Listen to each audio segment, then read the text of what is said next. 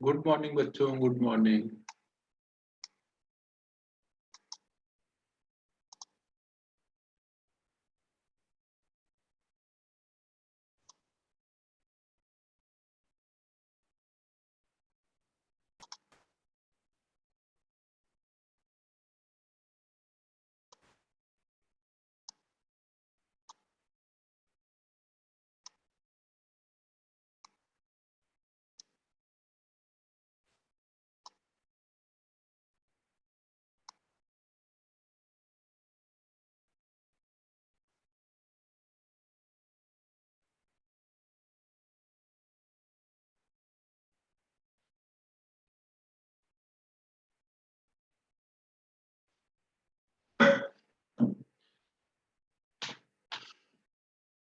Last time कुछ homework दिया था?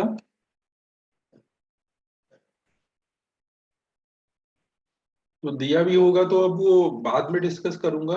आज थोड़ा सा बचा, वो कंप्लीट कर लेने तो लास्ट में होमवर्क अगर टाइम रहेगा तो करूंगा।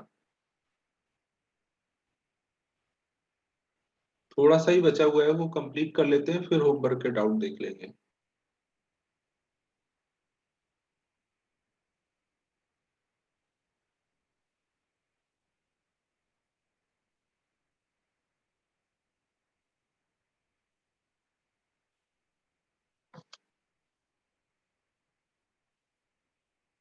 श्रेयस, जो भी डाउट है क्लास के बाद पूछ लो ना। मतलब क्लास मतलब ये अभी करीब 1 घंटे में देखो अपना हो जाना चाहिए, तो वो होने के बाद पूछ लेना।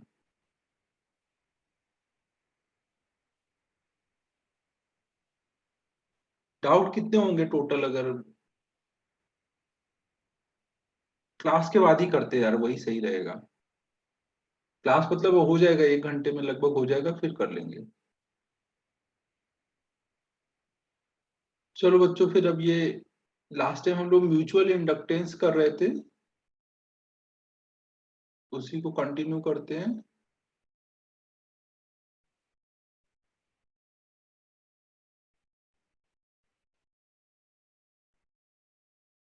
ना, म्यूचुअल इंडक्टेंस में हमने देखा कि कोई भी दो अगर लूप है, तो एक लूप में अगर करंट आए जा रही है, तो सेकेंड लूप में जो फ्लक्स होगा वो पहले लूप में जो करंट है उसके प्रोपोर्शनल होगा, और प्रोपोर्शनलिटी कांस्टेंट को हम लोग यहाँ पे म्यूचुअल इंडक्टेंस बोलते हैं। तो इस पे ही एक और प्रॉब्लम करो। सपोज हमारे पास एक इनफाइनाइट वायर है, और उसके पास में एक ऐसे स्क्वायर रखा हुआ है।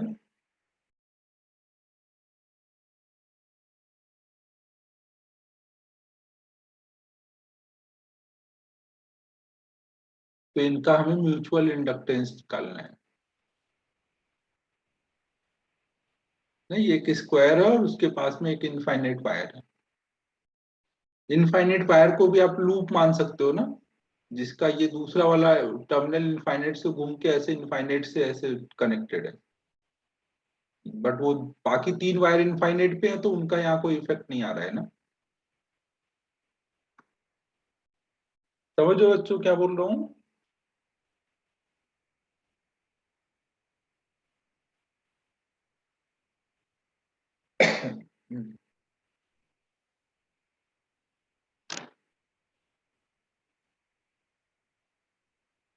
एक इनफाइनाइट वायर को आप मान सकते हो कि ये इन इनफाइनाइट तक जाएगा, फिर वहां से ऐसे इनफाइनाइट तक जाएगा इधर को, फिर इधर इनफाइनाइट है, फिर इधर इनफाइनाइट है ना। तो बाकी ये तीन वायर सब इनफाइनाइट पर होंगे, तो उससे इसका कोई इफेक्ट नहीं होगा। मतलब इसको भी आप लूप मान सकते हो, मैं ये समझाना चाह रहा हूँ।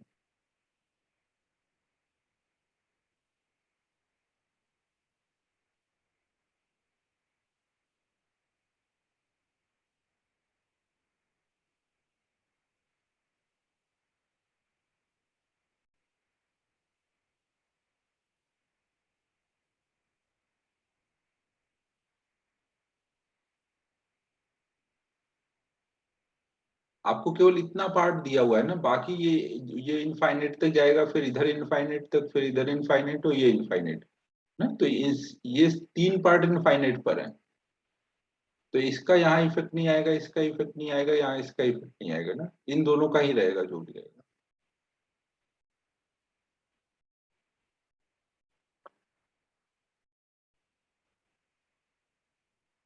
कुछ समझ आया मैं क्या बोल रहा हूँ?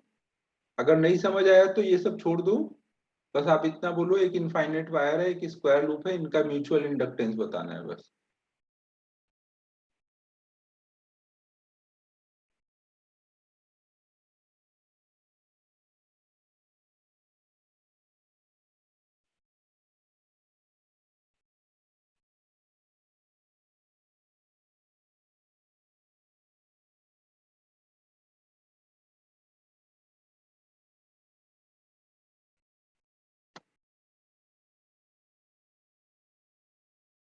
श्रेयस सही लग रहा है।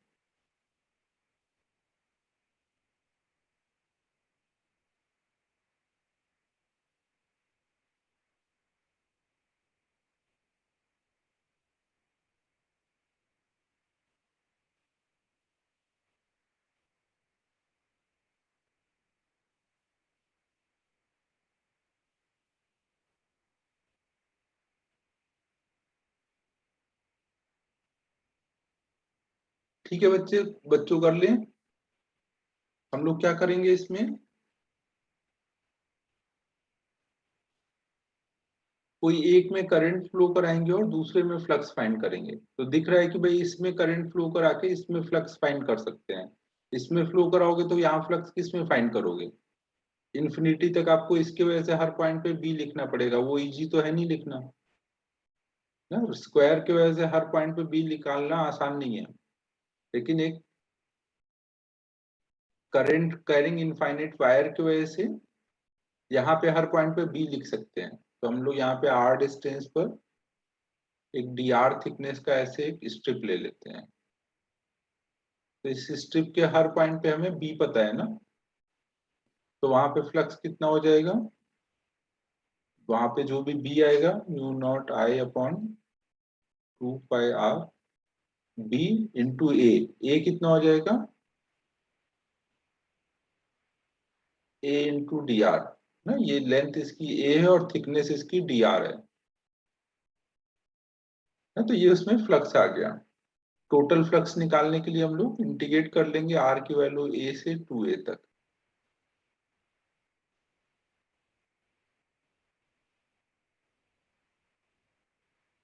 1 बाई आर का इंटीग्रेशन एल एन आर हो जाएगा। फिर लिमिट रख देंगे, आई को इधर करेंगे तो 5 अपॉन में आए, म्यूचुअल इंडक्टेंस हो गया म्यू नॉट ए अपॉन में 2 पाई ln 2। ठीक है बच्चों,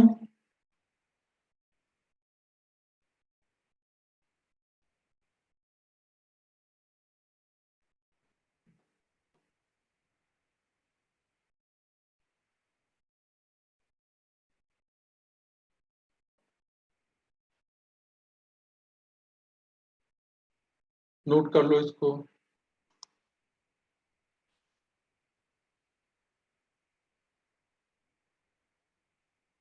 बच्चों समझ आया सभी को?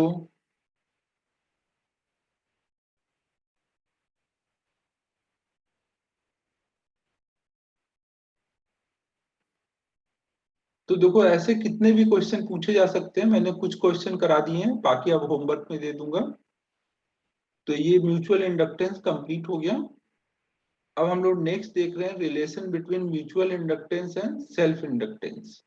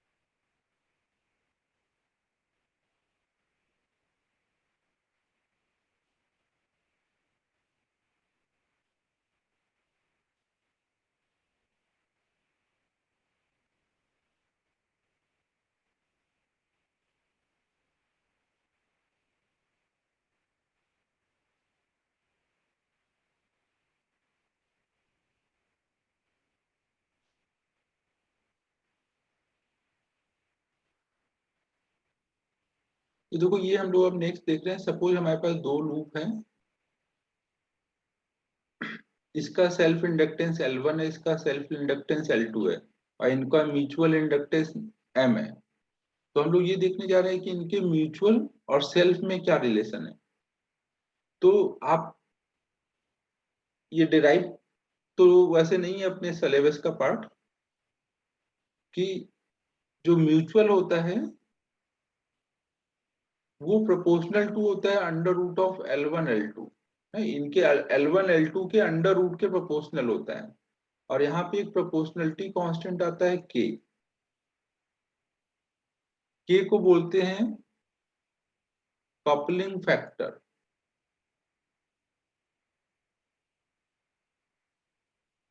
के को बोलते हैं कपलिंग फैक्टर। कपलिंग फैक्टर मतलब ये दोनों लूप के फ्लक्स आपस में कितने अच्छे से लिंक है। नहीं, दोनों लूप के फ्लक्स आपस में कैसे लिंक है वो डिसाइड करता है ये कपलिंग फैक्टर। अगर मान लो दोनों लूप के फ्लक्स 100% लिंक है, मान लो दो लूप ऐसे रखे हुए हैं ना, अब जो भी लाइंस इधर से आ रही हैं वो दूसरे को क्रॉस करके निकल रही हैं, ऐसे 100% लिंक है, तो हम बोलेंगे यहाँ के की वैल्यू 1 है ना। अगर इसमें आपने कुछ भी करंट फ्लो कराया तो इससे जो फ्लक्स जाएगा वही इससे भी जाएगा, तो उस केस में के की वैल्यू 1 आएगी। तो यहाँ पे म्यूचुअल इंडक्टेंस और सेल्फ इंडक्टेंस में ये रिलेशन होगा। लेकिन ये भी हो सकता है कि ये एकदम भी लिंक ना हो, एक आपने लूप ऐसे लिया हुआ है और एक लूप ऐसे लिया हुआ है, तो जो भी लाइंस यहाँ से आ रही हैं कोई भी लाइंस इससे नहीं क्रॉस कर रही हैं, तो यहाँ बोलोगे कपलिंग फैक्टर 0 है। मैक्सिमम कितना हो सकता है कपलिंग फैक्टर 1 तक ना। अगर 100% लिंक हुआ तो बोलोगे कपलिंग फैक्टर 1 है। एकदम भी लिंक नहीं हो रहे हैं दोनों के फ्लक्स तो बोलोगे कपलिंग उनका 0 है ना। तो कपलिंग फैक्टर के की वैल्यू 0 से 1 के बीच में वैरी करती है।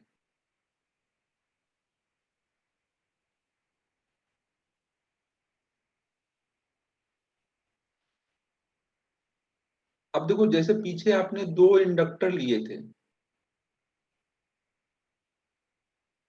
एक का सेल्फ इंडक्टेंस L1 था, एक का L2 था। तो अगर पूछा जाए कि पूरा इंडक्टेंस बताओ पॉइंट ए और बी के बीच में, तो हमने क्या किया था, अगर ये बहुत दूर दूर है तो इससे जाने वाला फ्लक्स इससे क्रॉस नहीं करेगा। अगर ये बहुत दूर दूर है तो वहां पे हम बोल देंगे कि टोटल इक्विवेलेंट इंडक्टेंस कितना है, L1 प्लस L2। लेकिन अगर इनका म्यूचुअल भी लेने को बोला जाए, क्वेश्चन में बोला जाए कि म्यूचुअल इफेक्ट लेना है, ये दूर दूर नहीं है, तो उस केस में क्या हो जाएगा, उस केस में क्या होगा, अगर इनका म्यूचुअल नेग्लेक्ट नहीं कर रहे होंगे तो उस केस में यहाँ पर प्लस एम और आ जाएगा ना। इस केस में प्लस एम और आ जाएगा, यहाँ पे प्लस, सॉरी प्लस 2m आएगा यहाँ पर।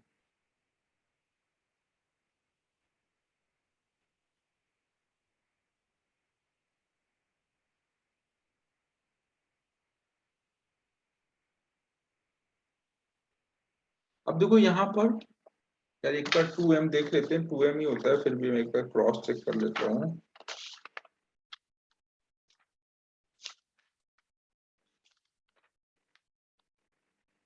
हाँ 2 ही रहता है। अब देखो यहाँ पर कभी ये प्लस में भी हो सकता है, कभी माइनस में भी। माइनस में कब होगा और प्लस में कब होगा, अगर इधर जो बी की लाइंस है जब करंट फ्लो हो रहा है तो इससे मैग्नेटिक फील्ड लाइंस ऐसे अगर ऐसे जा रही हैं, और इसमें भी जो बी आ रहा है वो भी ऐसे ही आ रहा है, तो यहाँ पे दोनों ऐड हो जाएंगे।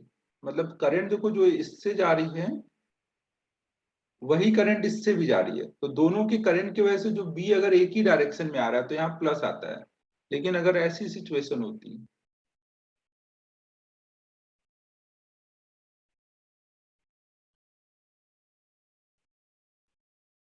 तो अब यही सेम करंट दोनों में अपोजिट में बी प्रोड्यूस करेगा ना। अब यहाँ पे इस करंट की वजह से ऐसे कुछ बी आ रहा है और इस करंट की वजह से बी ऐसे आ रहा है, तो जब ये एक दूसरे को अपोज करने लगेंगे तो म्यूचुअल वाला पार्ट सब्ट्रैक्ट हो जाएगा। तो यहाँ पे एल इक्विवेलेंट बोलोगे L1 प्लस L2 माइनस 2 है। समझो बच्चों, जब बी का डायरेक्शन सेम होता है तो म्यूचुअल वाला पार्ट भी सेल्फ के साथ ऐड हो जाता है।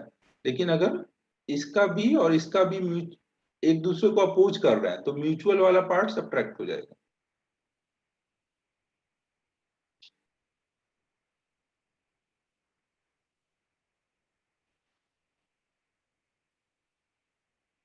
मोस्टली क्वेश्चन में आपको ये पार्ट पूछा नहीं जाएगा। आप नॉर्मली बोला जाता है कि म्यूचुअल इफेक्ट नेग्लेक्ट करके बताने को, तो यही बताना रहता है। इन केस कभी पूछे तो फिर आप ये बताओगे।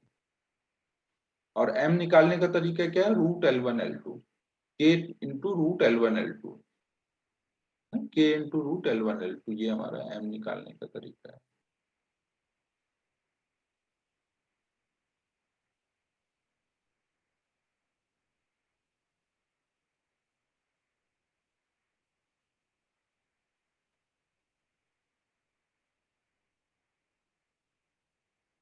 ट्वाइस देखो यहाँ पे इसलिए होता है क्योंकि इसके वजह से यहाँ म्यूचुअल आ रहा है और इसके वजह से यहाँ म्यूचुअल आ रहा है। जब ए से बी तक आप जाओगे तो एक बार इसकी वजह से यहाँ म्यूचुअल इफेक्ट लोगे, और फिर जब लेते हुए बी तक आओगे तो फिर यहाँ जब क्रॉस करोगे तो इसकी वजह से यहाँ पे भी म्यूचुअल लेना पड़ेगा। दो बार म्यूचुअल लेना पड़ेगा। इसको क्रॉस करोगे तो सेल्फ और म्यूचुअल, इसको क्रॉस करोगे तो सेल्फ और म्यूचुअल, तो म्यूचुअल दो बार हो जाएगा।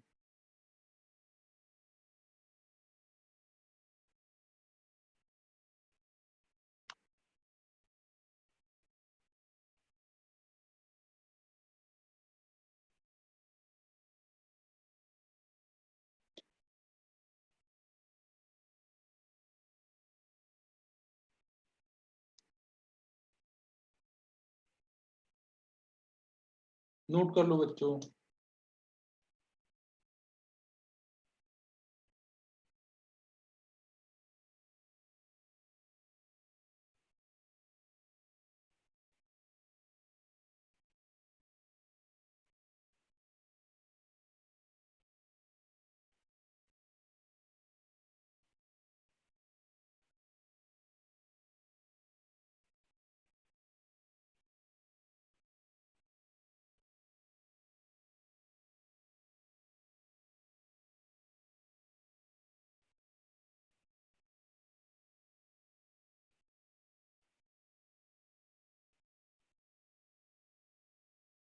अब इसमें एक लास्ट पॉइंट रह गया है,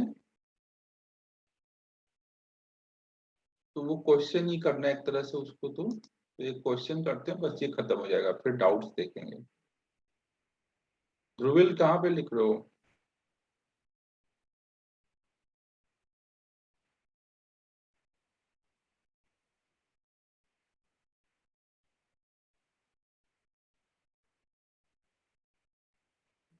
ध्रुविल यही लिखना है।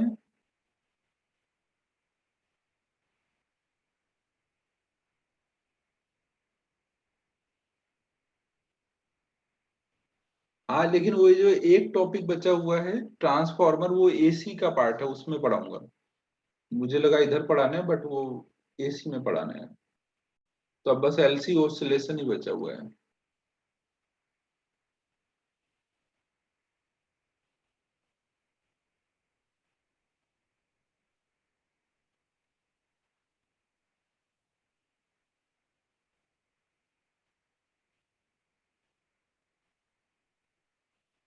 तो देखो बच्चों, अब ये क्या है? सपोज आपने एक कैपेसिटर लिया, उसको चार्ज कर लिया है।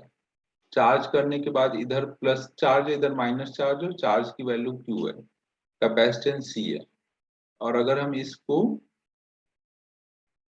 एक इंडक्टर से कनेक्ट कर दें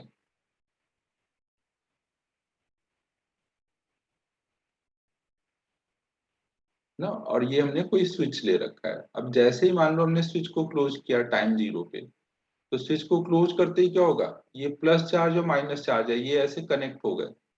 कनेक्ट होते ही क्या होगा? हाई से लो की तरफ ऐसे चार्ज का फ्लो शुरू हो जाएगा।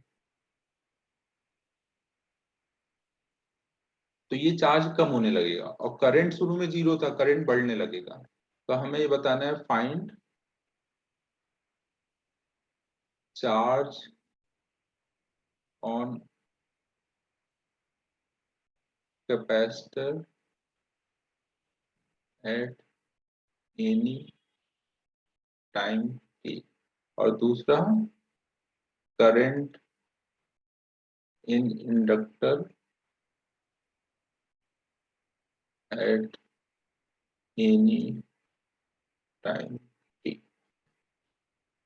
तो ये पहले आप एक बार खुद से सोचो, फिर मैं बताता हूँ।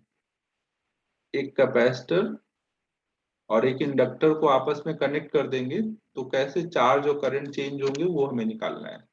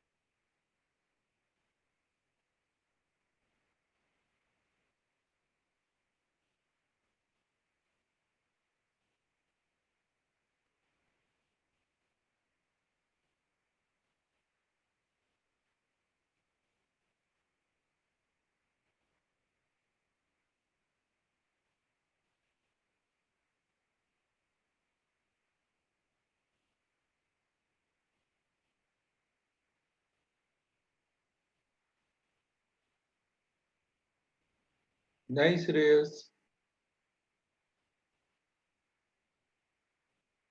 सॉल्व करूं?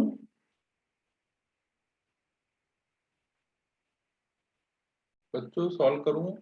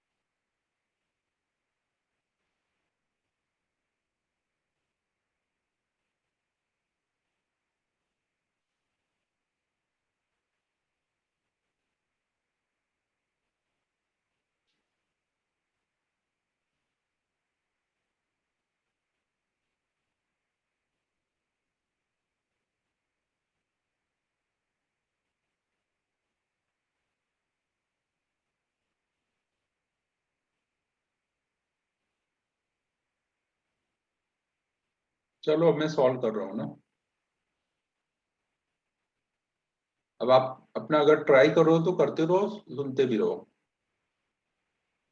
देखो यहाँ पे जब शुरू में आपने ऐसे जैसे स्विच को क्लोज किया तो ये हाई पोटेंशियल है, ये लो पोटेंशियल है, तुरंत हाई से लो की तरफ चार्ज का फ्लो स्टार्ट हो जाएगा ना। जैसे चार्ज का फ्लो स्टार्ट होगा करंट फ्लो होने लग जाएगी ना, और ये चार्ज कम होने लगेगा। तो मान लो कोई टाइम पे ये चार्ज कम होते होते अभी यहाँ पे कुछ स्मॉल क्यू चार्ज बचा हुआ है, यहाँ पे प्लस स्मॉल क्यू, यहाँ माइनस स्मॉल क्यू, और इधर को कुछ करंट आए फ्लो हो रही है,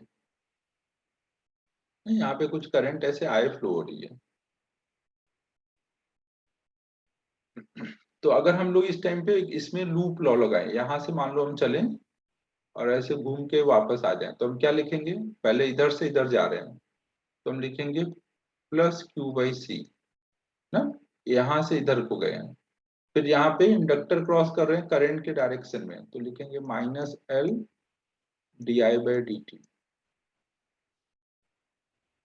और साथ में आपको पता है कि कैपेसिटर के प्लेट पे जो चार्ज होगा और इसमें जो करंट फ्लो हो रही है उनमें क्या रिलेशन होगा, करंट और चार्ज में क्या रिलेशन होगा, I equal to minus D Q by D T ना। जब कैपेसिटर की प्लेट का चार्ज कम होता है तो उस टाइम पे क्यू और आई में ये रिलेशन होता है ना। तो अगर हम ये वाला रिलेशन यहाँ पे डाल दें आई की जगह, तो ये क्या बन जाएगा, Q by C minus L D by D T, I की जगह लिख देंगे D Q by D T. तो यहाँ पे आ जाएगा D two Q by D T two, L से डिवाइड कर दे रहा हूँ, plus one by L C into Q equal to zero. ठीक है बच्चों, ये ऐसा कोई रिलेशन आ जाएगा।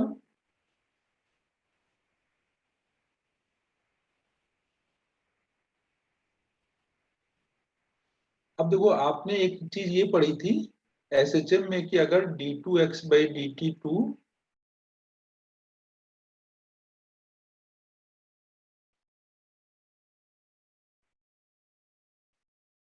Plus omega square X equal to zero आता है ना, ये हमारा क्या है, A equal to minus omega square X होता था ना, उसको हम लोग इधर ला करके ऐसे लिख सकते हैं ना, ए को एक्स का डबल डिफरेंशिएशन। तो जब ऐसा कुछ आता है तो उसका सॉल्यूशन क्या होता है वो हमने निकाला हुआ है ना। जब एक्स ऐसे वेरी करता है तो हम एक्स इक्वल टू क्या लिखते हैं, A sine omega T plus five, है कि नहीं बच्चों, ये याद है सबको। तो यहाँ पे देख रहे हो एक्स की जगह क्या आ गया है, क्यू आ गया है, और ओमेगा स्क्वायर की जगह क्या आ गया है, वन बाई एल सी आ गया है, और ये एक्स की जगह क्यू है। तो ओमेगा स्क्वायर एक कांस्टेंट है ना, यहाँ कांस्टेंट कितना है, वन बाई एल सी, तो ये आपका नया ओमेगा स्क्वायर है इस जगह के लिए, नहीं ये ओमेगा स्क्वायर का काम करेगा। तो अगर हम लोग मान लें कि one by L C is omega square, मतलब omega is one by root L C, तो हमारी ये इक्वेशन कैसी बन जाएगी, D two Q by D T two plus omega square Q equal to zero. तो इसका सोल्यूशन क्या आएगा, इसी टाइप से आ जाएगा जैसे यहाँ आया हुआ है। तो आप लिख दोगे Q equal to Q sine omega T plus five. यहाँ पे ये क्यू क्या रिप्रेजेंट कर रहा होगा ना, ए क्या रिप्रेजेंट करता है यहाँ पे, एक्स की मैक्सिमम वैल्यू जिसको हम एम्पलीट्यूड बोलते हैं। ए क्या रहता है, एक्स की डिस्प्लेसमेंट की मैक्सिमम वैल्यू होती है ना। तो वैसे यहाँ क्यू क्या रिप्रेजेंट करेगा, ये वाला क्यू जो चार्ज वेरी हो रहा है उसकी मैक्सिमम वैल्यू, चार्ज का एम्पलीट्यूड ना, यहाँ पे ये मैक्सिमम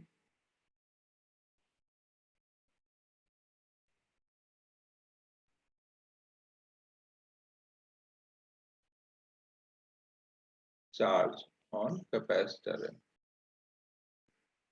स्मॉल क्यू क्या है, चार्ज ऑन कैपेसिटर है, तो कैपिटल क्यू क्या है, मैक्सिमम चार्ज ऑन कैपेसिटर। और ओमेगा क्या है यहाँ पे, किस फ्रीक्वेंसी से, किस एंगुलर फ्रीक्वेंसी से चार्ज चेंज हो रहा है। एसएचएम में याद है ओमेगा को एंगुलर फ्रीक्वेंसी बोलते थे ना, तो वैसे यहाँ पे भी इस ओमेगा को बोलेंगे ये एंगुलर फ्रीक्वेंसी है, किस चीज के लिए, चार्ज के वेरी करने के लिए।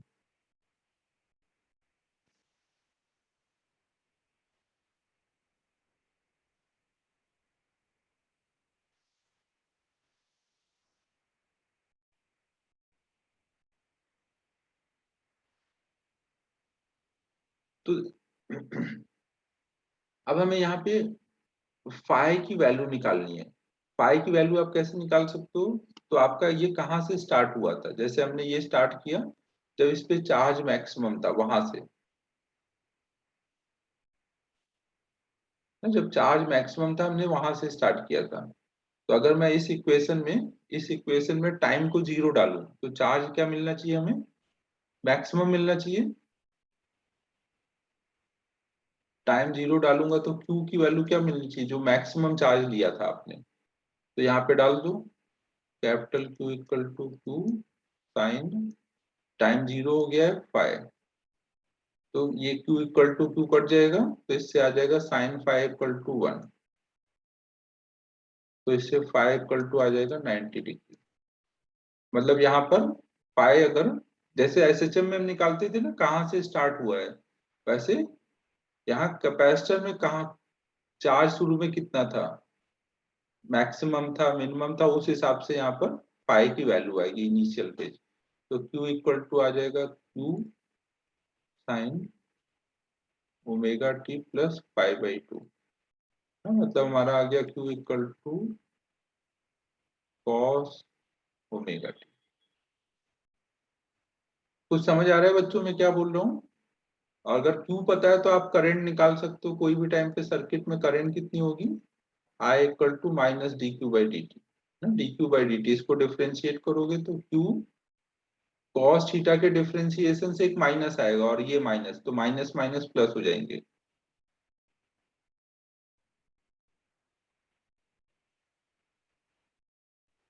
तो Q इंटू ओमेगा क्या है? I की मैक्सिमम वैल्यू।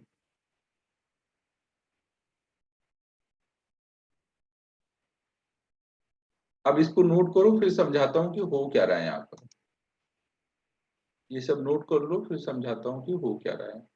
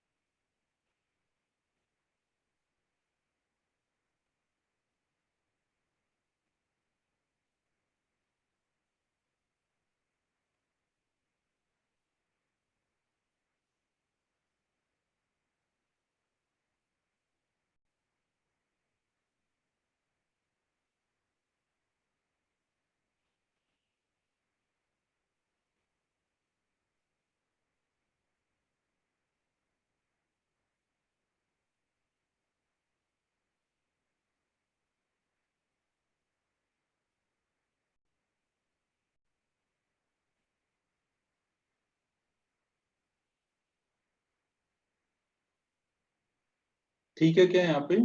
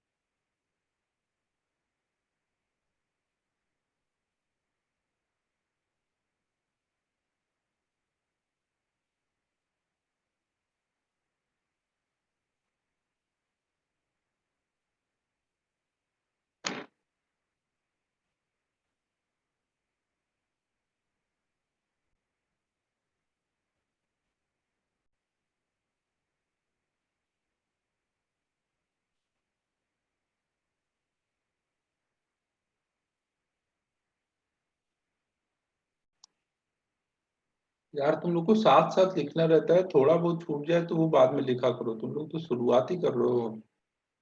चलो देखो इधर अब, तो हमने देखो चार्ज देख लिया। चार्ज कॉस के टर्म में अगर आ रहा है तो करंट क्या आ रही है, डिफरेंशिएट करके आएगी ना। अगर ये कॉस होगा तो ये साइन आएगी। मतलब जब चार्ज मैक्सिमम होगा तो करंट मिनिमम होगी, और जब ये मिनिमम होगा तो ये मैक्सिमम होगा ना। यहाँ पे दोनों एक साथ मैक्सिमम नहीं आएंगे। अब हम लोग देखते हैं यहाँ हो क्या रहा है। देखो यहाँ पे जब आपने ऐसा एक सर्किट लिया,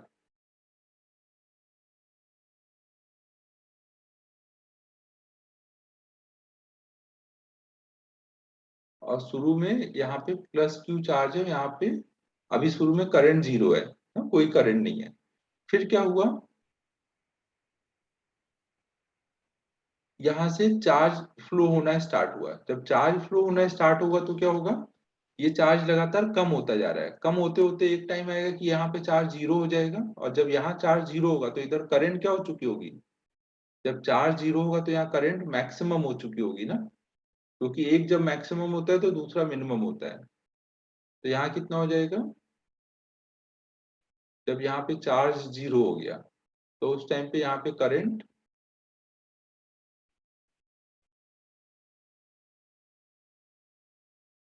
आई की वैल्यू मैक्सिमम हो चुकी है। मैक्सिमम मतलब क्यू ओमेगा। तो अभी करंट अगर फ्लो हो रहा है, तो करंट फ्लो हो रहा है तो ये इंडक्टर तुरंत तो इस करंट को बंद नहीं होने देगा।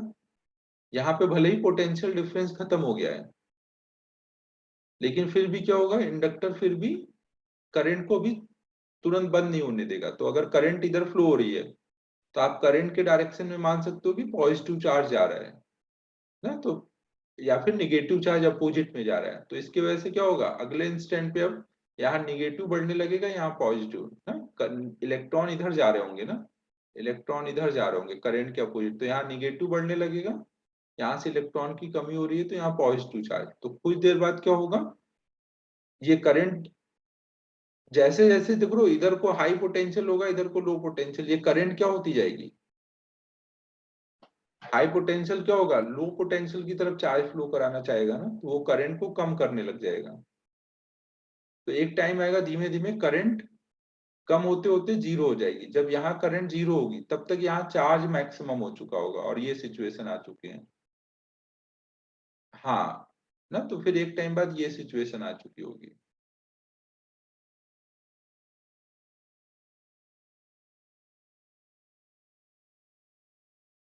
इधर plus minus capital Q charge आ चुका होगा, और यहाँ करंट जीरो हो चुकी होगी।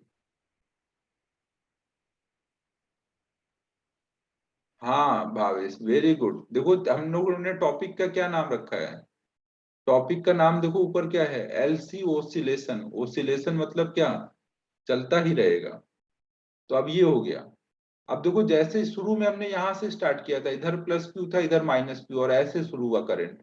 अब वही काम अब यहाँ से शुरू होगा, करंट जीरो है लेकिन इधर प्लस क्यू है इधर माइनस क्यू, तो अब इधर को करंट फ्लो होगा ना। अब जैसे ही आप ये यहाँ करंट जीरो होगा, उल्टा करंट फ्लो शुरू हो जाएगा। अब उल्टा जब फ्लो होगा तो ये प्लस क्यू धीमे धीमे कम होने लगेगा और करंट बढ़ने लगेगी, और एक टाइम आएगा जब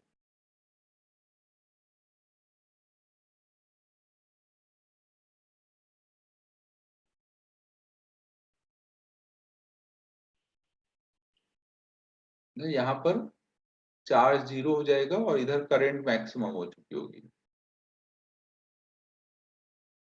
फिर इसके बाद क्या होगा, ये इधर जाता जाएगा तो बाद में करंट जीरो हो जाएगी और इधर का चार्ज मैक्सिमम, तो फिर ये सिचुएशन आ जाएगी।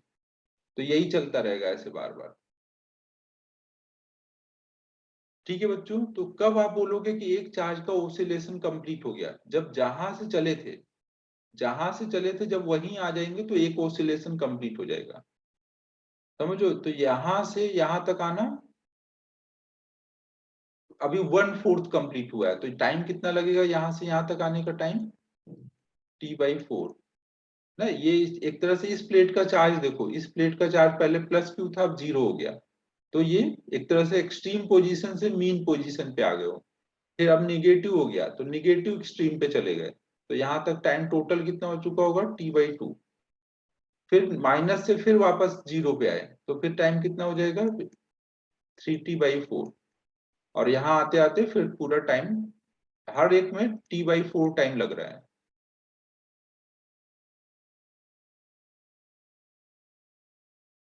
और वहां वापस आते आते एक कैपिटल टी टाइम पीरियड में ओसिलेशन कंप्लीट हो जाएगा ना। ओसिलेशन का टाइम पीरियड मतलब 2 पाई अपॉन में ओमेगा ना। अगर एंगुलर फ्रीक्वेंसी पता है तो टाइम पीरियड ये रहता है ना।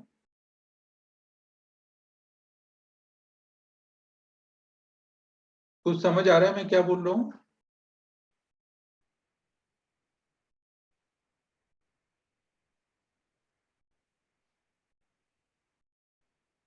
आप ये इक्वेशन में भी डाल के देख सकते हो ना। जैसे मान लो आपने इक्वेशन लिखी Q equal to small q equal to capital Q cos omega T. अगर यहां से शुरू हुआ है, यहां से शुरू हुआ है तो आप कॉस से शुरू करोगे ना। टाइम 0 डालोगे तो Q की वैल्यू यहाँ पॉजिटिव प्लेट की Q मिलेगी। अब अगर इसमें मैं t/4 टाइम डालूंगा तो यहाँ चार्ज कितना मिलना चाहिए? 0। तो t/4 टाइम डाल दो कॉस ओमेगा। t/4 मतलब कितना? एक काम करता हूँ, ओमेगा को भी टी के टर्म में लिख देता हूँ ना, कैपिटल टी के टर्म में, ताकि सॉल्विंग इजी रहे। ओमेगा मतलब 2 पाई/कैपिटल टी और हमारा टाइम कितना हो रहा है? t/4 टाइम के बाद का चार्ज निकाल रहे हैं। तो ये cos π/2 आएगा ना। cos π/2 कितना हो जाएगा? 0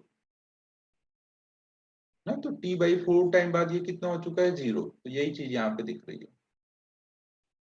फिर अगला t/4 और ऐड करोगे, मतलब टोटल टाइम कितना डालोगे? t/2 ना। जब यहाँ पे टोटल टाइम t/2 डालोगे तो ये पाई आएगा। पाई मतलब -q ना। ये इस प्लेट का चार्ज अब कितना हो चुका है? -q। तो जैसे जैसे आप यहाँ टाइम डालते जाओगे चार्ज उस हिसाब से आता जाएगा। समझ आ रहा है कुछ मैं क्या बोल रहा हूँ?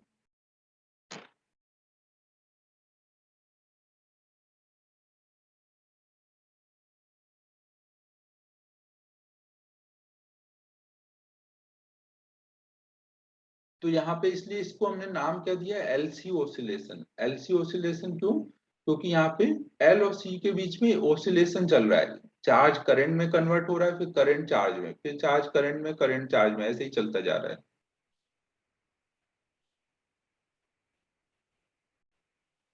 ये नोट कर लो।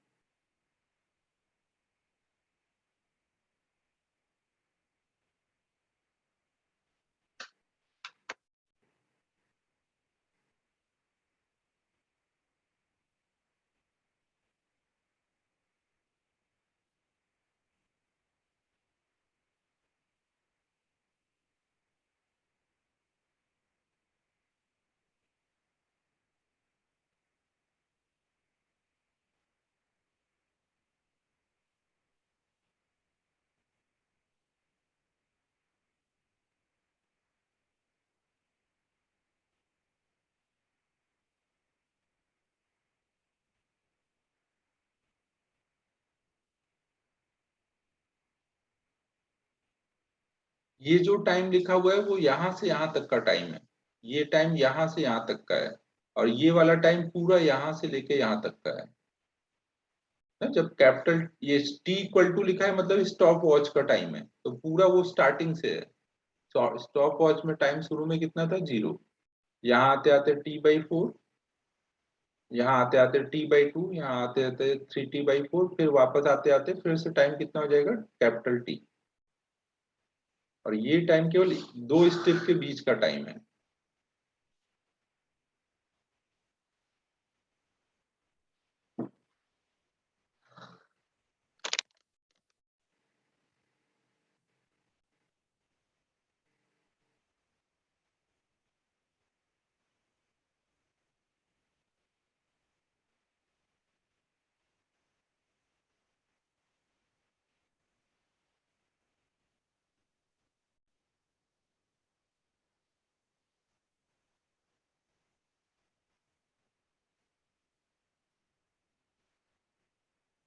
हो गया नोट?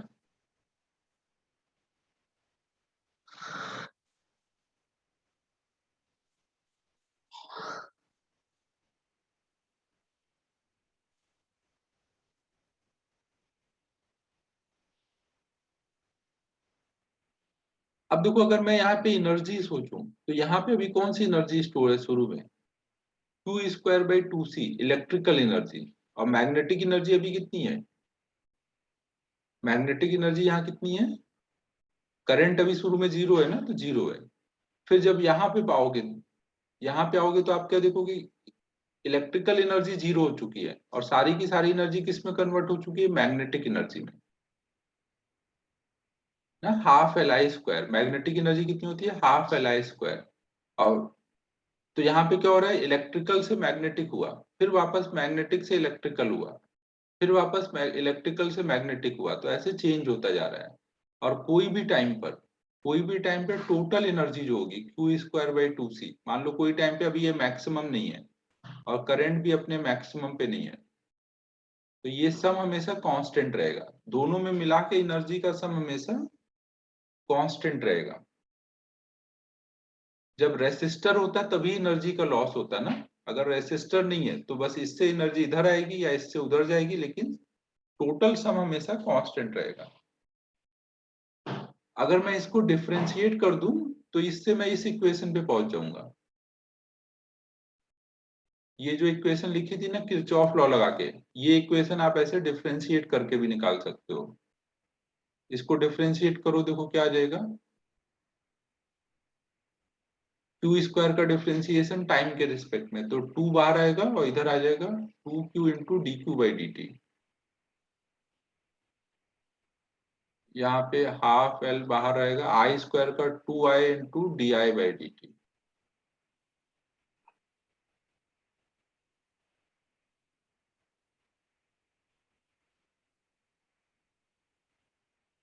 अब dQ/dt को आप क्या लिख सकते हो? -I। dQ/dt को आप लिख सकते हो -I। तो यहाँ से I कॉमन हो जाएगा, दोनों जगह I है, माइनस रह जाएगा, तो यहाँ आ जाएगा -Q/C प्लस L di/dt।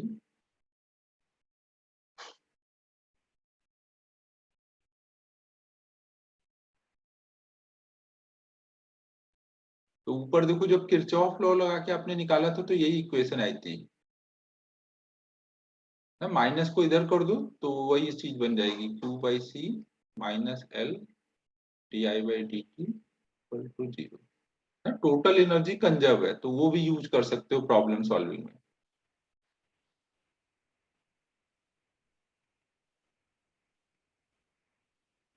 और अगर Q की value, maximum value capital Q है, तो I की मैक्सिमम वैल्यू कितनी होगी?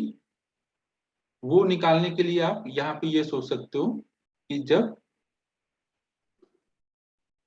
ये मैक्सिमम होगा तो दूसरा मिनिमम होगा, तो टोटल एनर्जी जैसे शुरू में Q² by 2C है इलेक्ट्रिकल एनर्जी और मैग्नेटिक 0 है, बाद में इलेक्ट्रिकल 0 हो गया और मैग्नेटिक मैक्सिमम हो गई। तो अगर कभी आपको करंट की मैक्सिमम वैल्यू निकालनी है तो या तो फॉर्मूला याद रखो I equal to Q omega, या डायरेक्ट आप एनर्जी कंजर्व करा दो। ये जब मैक्सिमम तो ये 0, फिर जब ये 0 तो ये मैक्सिमम, तो ऐसे इनके मैक्सिमा को रिलेट कर सकते हो। तो ये हाफ हाफ कट जाएगा, I मैक्स इक्वल टू आ जाएगा Q² bye LC। Under root ले लो तो I मैक्स इक्वल टू आ जाएगा Q अपॉन में 1/√LC। 1/√LC मतलब ओमेगा।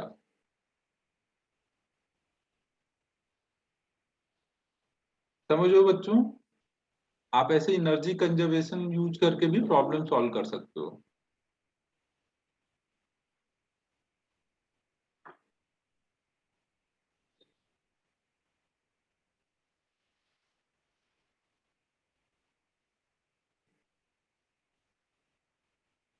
तो इस पे एक हम लोग इलस्ट्रेशन सॉल्व करेंगे, बस फिर ये कंप्लीट हो जाएगा। इलस्ट्रेशन में मॉड्यूल से ही देता हूँ इस पे एक।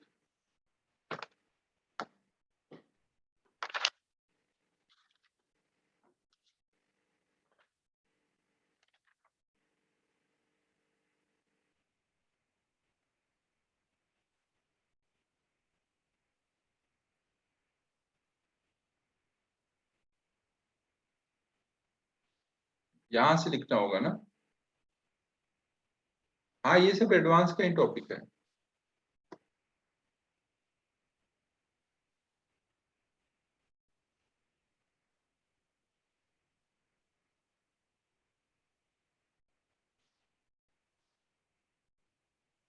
ठीक है, फिर बाद में लिख लेना।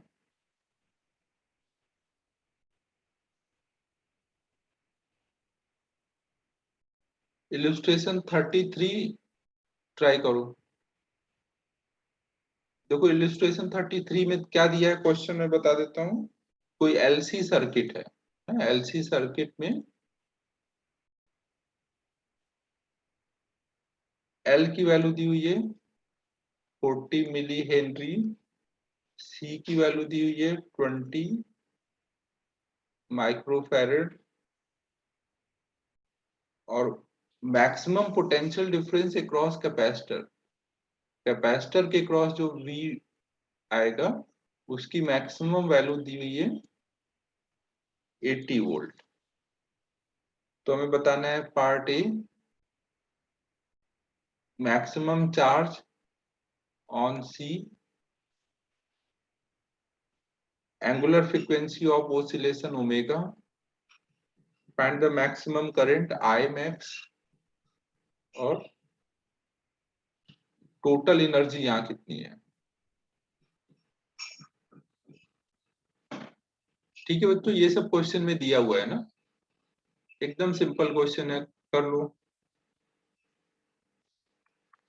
33 के बाद एक और कर लेंगे 34।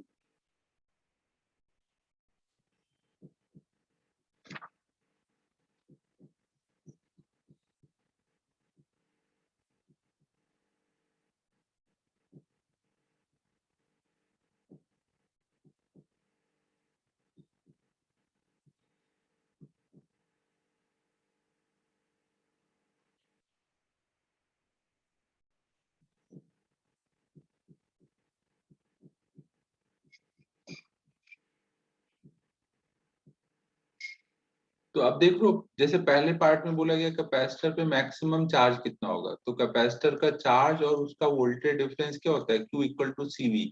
जब V मैक्स होगा तभी हमारा चार्ज भी मैक्सिमम होगा। सी की वैल्यू दी है, सी की वैल्यू दी है 20 माइक्रोफैरेड, इनटू वोल्टेज है 80 वोल्ट। तो इसको सॉल्व कर देंगे तो हमारा Q मैक्स की वैल्यू आ जाएगी।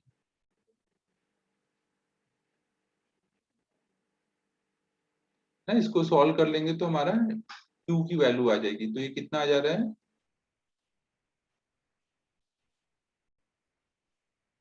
1.6 मिली कूलम। खालच्या जाते शांत कर रे खाली।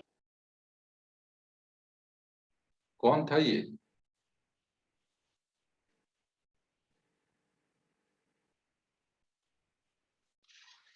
ठीक है बच्चों, ओमेगा निकालने को बोला है आपको, एल दिया है सी दिया है, तो ओमेगा की वैल्यू क्या हो जाएगी, 1 में रूट एल सी में डाल दोगे। सब कुछ एसआई यूनिट में सॉल्व करना ना। ये 40 मिली हेनरी है तो 10 के पावर -3, कैपेसिटेंस है 20 माइक्रोफैरेड।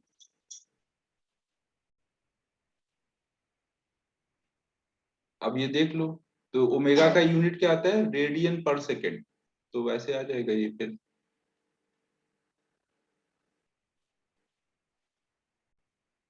अब देख लो ना, कैलकुलेशन नहीं कर रहा हूं।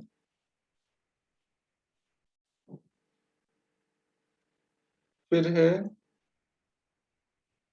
मैक्सिमम करंट, करंट की वैल्यू मैक्सिमम कब होती है, Q into omega. Maximum charge पता है, ओमेगा पता है, वहां से आ जाएगा। और डी पार्ट है टोटल एनर्जी। टोटल एनर्जी में या तो आप Q²/2C लगा दो, Q मैक्सिमम ले लो तो इससे आ जाएगा, या फिर हाफ LI² से कर दो और I मैक्सिमम ले लो, कोई एक कर लो, क्योंकि एक जब मैक्सिमम होता है तो दूसरा जीरो रहता है ना।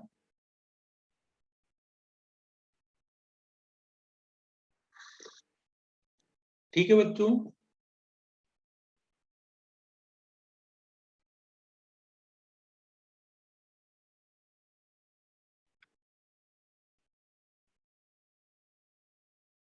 एक और इलस्ट्रेशन कर लो, इलस्ट्रेशन 34, फिर इसके बाद अब डाउट्स देखूंगा ना। कोई फोटो लेके भेजो ना मेरे पास व्हाट्सएप में, इसी में चिपका देता हूँ। एक इलस्ट्रेशन 34 ट्राई करो और मुझे व्हाट्सएप पे फोटो भेज दो।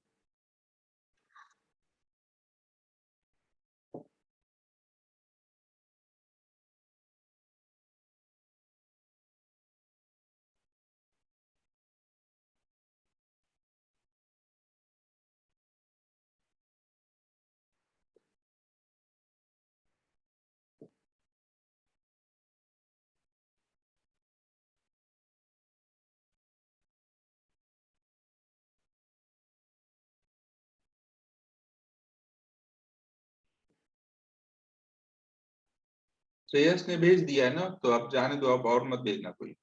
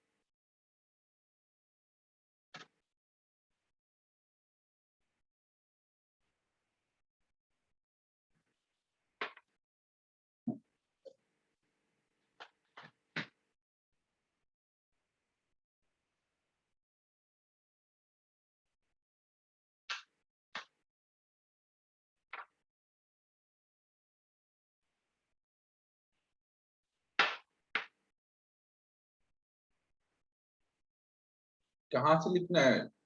हो गया।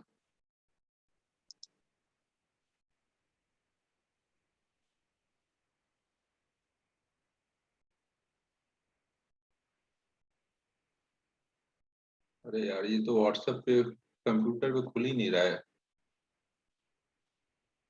एक दो लोग और भेजो ना मैसेज, या श्रेयस फिर से भेज दो एक बार।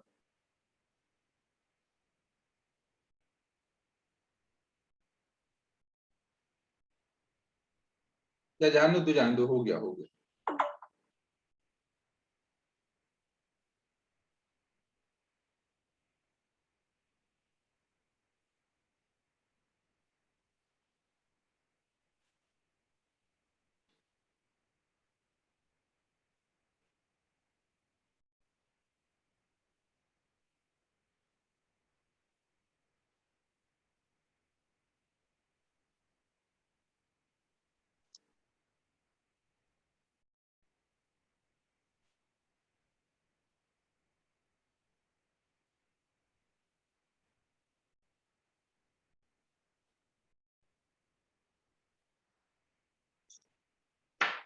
आईसी का तो क्या ही होगा, वो पता नहीं कब आएगा यार, अब इतनी जल्दी तो नहीं आएगा। शायद आराम से आएगा 2-3 महीने बाद ही।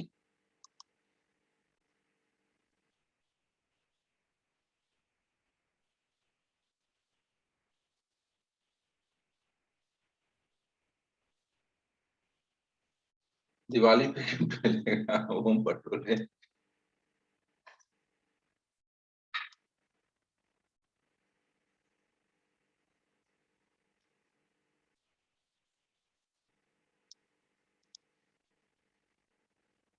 हम ओम पटोले ने एकदम सही टाइमिंग देख के एकदम जोक मारा है ये।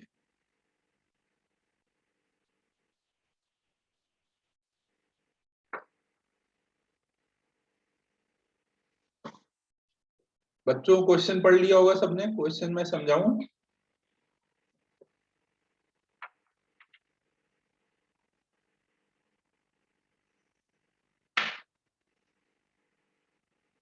देखो इसमें क्या बोला गया है, in the circuit shown switches S1 S3 have been close for 1 second.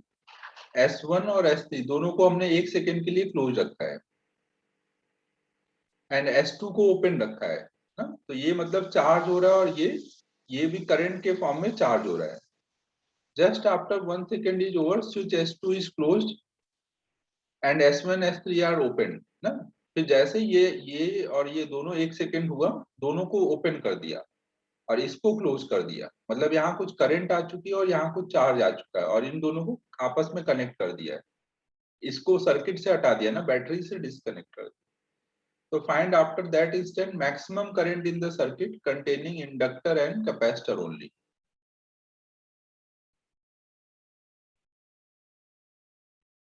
Maximum charge कितना होगा, मैक्सिमम करंट कितनी होगी, charge on the upper plate of capacitor as a function of time taking the instant of switching on S2 and switching off all switches to be at t equal to 0 ना। और इसमें हमें capacitor पे charge बताना है जब आपने इसको क्लोज किया था, S2 को क्लोज किया था और S1 S3 को ओपन किया था, उस टाइम को अगर हम टाइम 0 माने तो हमें कैपेसिटर पे चार्ज बताना है। कुछ समझ आ रहा है बच्चों क्या हो रहा है?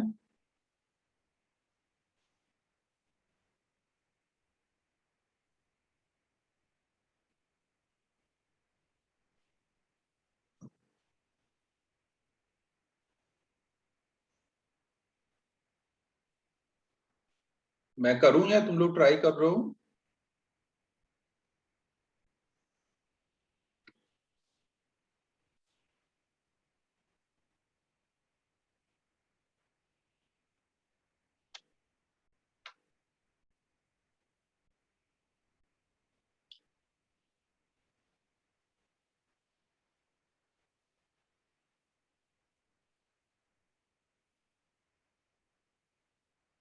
तो 2-3 मिनट ट्राई कर लो, फिर मैं सॉल्व करता हूँ, फिर अब इसके बाद डाउट्स डिस्कशन करेंगे लास्ट टाइम वाले होमवर्क का। अब ये चैप्टर कंप्लीट हो गया है ना।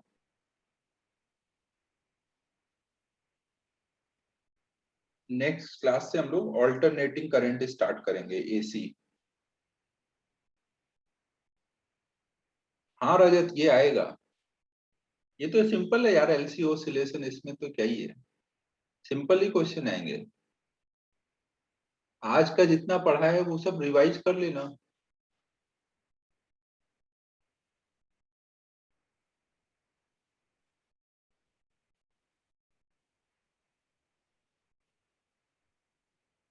ज्यादा तो LR सर्किट से ही होगा, जो पीछे पड़ा हुआ LR सर्किट मोस्टली वही सब रहेगा। LC ऑसिलेशन में एक ही 2 क्वेश्चन डालूंगा, वो भी सिंपल ही रहेंगे।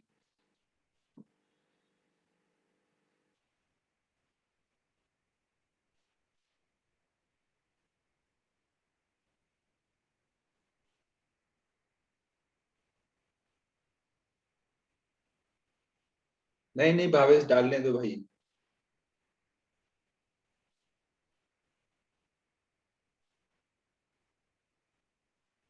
मैग्नेटिक फील्ड का यार वो जो क्लास प्लस वाले के थ्रू लिया था ना,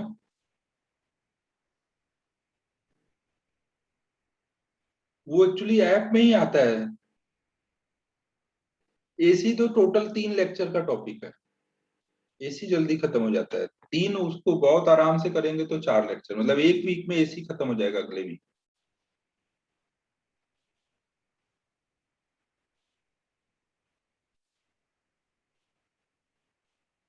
उसके बाद AC खत्म होने के बाद फिर ऑप्टिक्स बचेगा और वेब बचेगा और मॉडर्न बचेगा।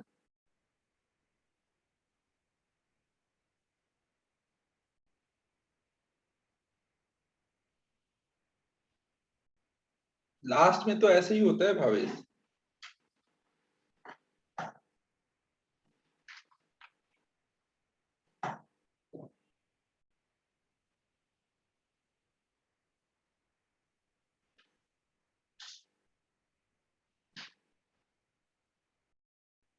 बच्चों ये जो धड़ाधड़ नहीं, क्विकली, ऑप्टिक्स 3 वीक लगेंगे ओम, 12 लेक्चर का टॉपिक है ऑप्टिक्स। बच्चों ये आपका जो ऐप है ग्रेविटी एकेडमी वाला, उसमें वो वीडियो लेक्चर दिख रहा है ना, उसमें वो वीडियो लेक्चर उस दिन वाला क्लास प्लस में जो हम लोगों ने लिया था वो है, मैं देख रहा हूँ यहाँ पर दिख रहा है, जो पैसेज डिस्कशन किया था। लैपटॉप का यार वो लोग यही बोल रहे हैं कि वो उसमें लेक्चर शेड्यूल करने के टाइम पे ऑन करना था कि लैपटॉप से बच्चे देख सके, तो मैंने किया था, बट वो फिर भी बोल रहे हैं तो फिर से एक बार डेमो करना है उसका। तो मैं हो सके तो आज 1-2 लोगों से बोलूंगा कि डेमो करो, मैं लेक्चर लूंगा, तुम लोग डेमो में बताना मुझे। ज्यादा लोगों को नहीं परेशान करूंगा, 1-2 लोगों को ही बोलने वाला हूँ। लैपटॉप पे दिख रहा है या नहीं? एमटी तो यार अब से सिद्धेश कोर्स खत्म करने के बाद ही रखते हैं फुल सिलेबस।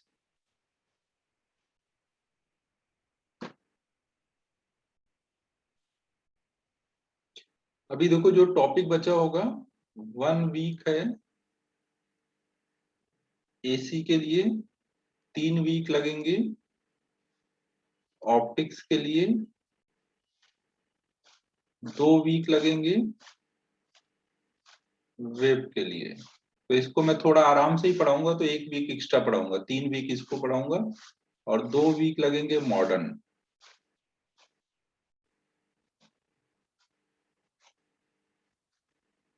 तो कितना टाइम लग जाएगा? अभी चल रहा है सितंबर 10 ना, तो 20 सितंबर तक तो ये खत्म हो जाएगा। ये हमारा खत्म हो जाएगा मिड अक्टूबर तक।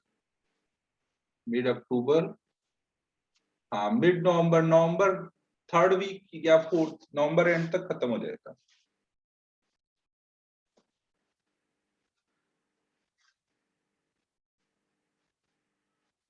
वो सब मैं बताऊंगा चवन, तू वो सब मत टेंशन ले।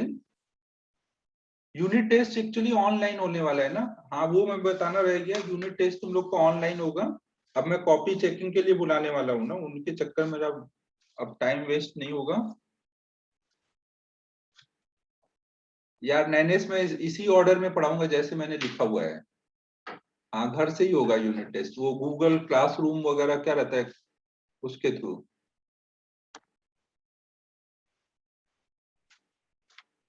तो बस मैं अब नेक्स्ट वीक से बुलाना स्टार्ट करूंगा ना सबका मॉड्यूल चेकिंग वगैरह। और सब मॉड्यूल चेकिंग करूंगा तब रिवीजन वगैरह ये सब का भी अपन डिस्कस कर लेंगे कि कैसे करो। बाकी एक बार कोर्स पूरा होते ही रिवीजन के लिए मैं सॉल्विंग का बताऊंगा, क्या क्या करना है, कैसे रिवाइज करना है।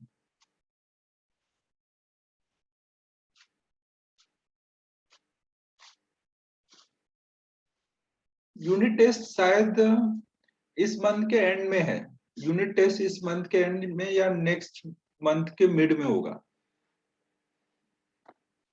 और वो घर से ही देना है तो क्या ही टेंशन है।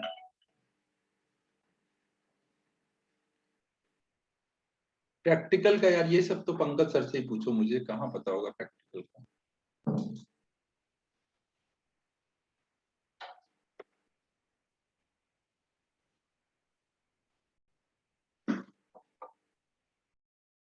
हाँ एक चीज और बोलनी थी बच्चों, देखो ये नवंबर एंड पे अगर बाई चांस हुआ केवीपीवाई, वैसे एक्सपेक्टेड नहीं है डिले होगा, लेकिन अगर बाई चांस हुआ तो ये वाला जो टॉपिक है ये आप तब तक लगे तो वीडियो लेक्चर देख के अगर करना चाहो तो कर लो, क्योंकि ये छोटा टॉपिक है। इसके चक्कर में हमारा कोई बड़ा टॉपिक लटक जाएगा अगर हम ये कराने जाएंगे तो। अभी तो ये एक लोग जिनको भी केवीपीवाई देना है, ये उसमें पब्लिक का किया हुआ है मैंने वीडियो ना, तो आप मॉडर्न का केवल वीडियो देख के कर लो जिनको केवीपीवाई देना है, और ये तब तक हम लोग कर लेंगे ये 3 टॉपिक। एक लास्ट टॉपिक आपको बस करना रहेगा वीडियो से, और छोटा टॉपिक है, बहुत बड़ा है भी नहीं, और लगभग इसकी चीजें आपने एक बार पढ़ी भी हुई है।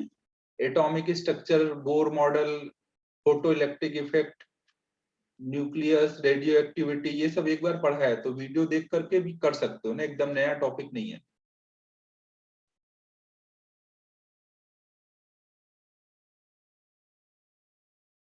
हाँ रजत, लेकिन ये बाद में मैं तो कराने ही वाला हूँ एक्चुअली, ये टॉपिक कर लोगे तो हो जाएगा वीडियो से भी। वेब वगैरह मैं नहीं बोल सकता वीडियो से कराने के लिए ना, ये सब तो मुझे पढ़ाना ही पड़ेगा, ये एकदम फ्रेश टॉपिक है, इनका तुम्हें कोई आइडिया नहीं है। तो ये सब तो मुझे पढ़ाने, तो ये एक चाहो तो आप कर लो जिनको केवीपीवाई में इंटरेस्ट है, नहीं तो मैं आराम से जब हम लोग पढ़ेंगे तब करना। मैं पढ़ाने वाला हूँ भाई, मैं केवीपीवाई के चक्कर में बोल रहा हूँ कि जिनको केवीपीवाई देना है वो देख लो बस। मैं तो पढ़ा ही रहा हूँ, इतना टाइम है अपने पास, क्या करेंगे यार, आराम से पढ़ाऊंगा।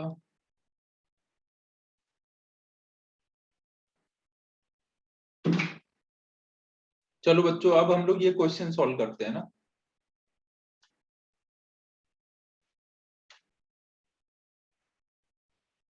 देखो ये क्या है, इन द सर्किट सोन। हाँ हाँ, टर्फ का भी प्लान कर लेंगे। और कोर्स खत्म करते ही कुछ बुक्स मंगानी रहेगी, तो वो कुछ दिन पहले मुझे याद दिला देना ना, मैं कुछ बुक्स बोल दूंगा, वो मंगा लेना, क्योंकि वो सॉल्विंग भी स्टार्ट करना रहेगा कोर्स खत्म करते ही।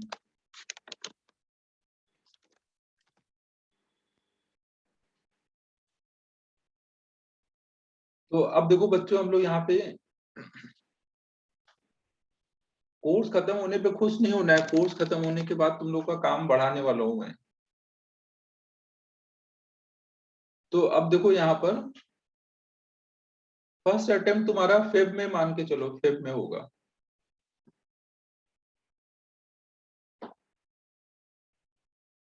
फेब थर्ड वीक मान के चलो, थर्ड वीक में।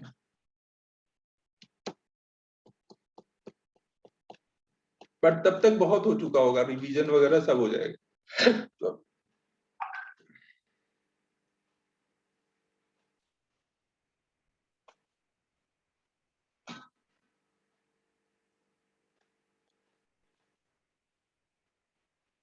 तो अब देखो भाई यहाँ पर, हाँ 2 ही अटेम्प्ट होने चाहिए तुम लोगों के। और एडवांस तो यार अगले साल होगा। एडवांस के लिए तुम लोग के पास इनफाइनाइट टाइम है, तो टेंशन मत लो तुम लोग।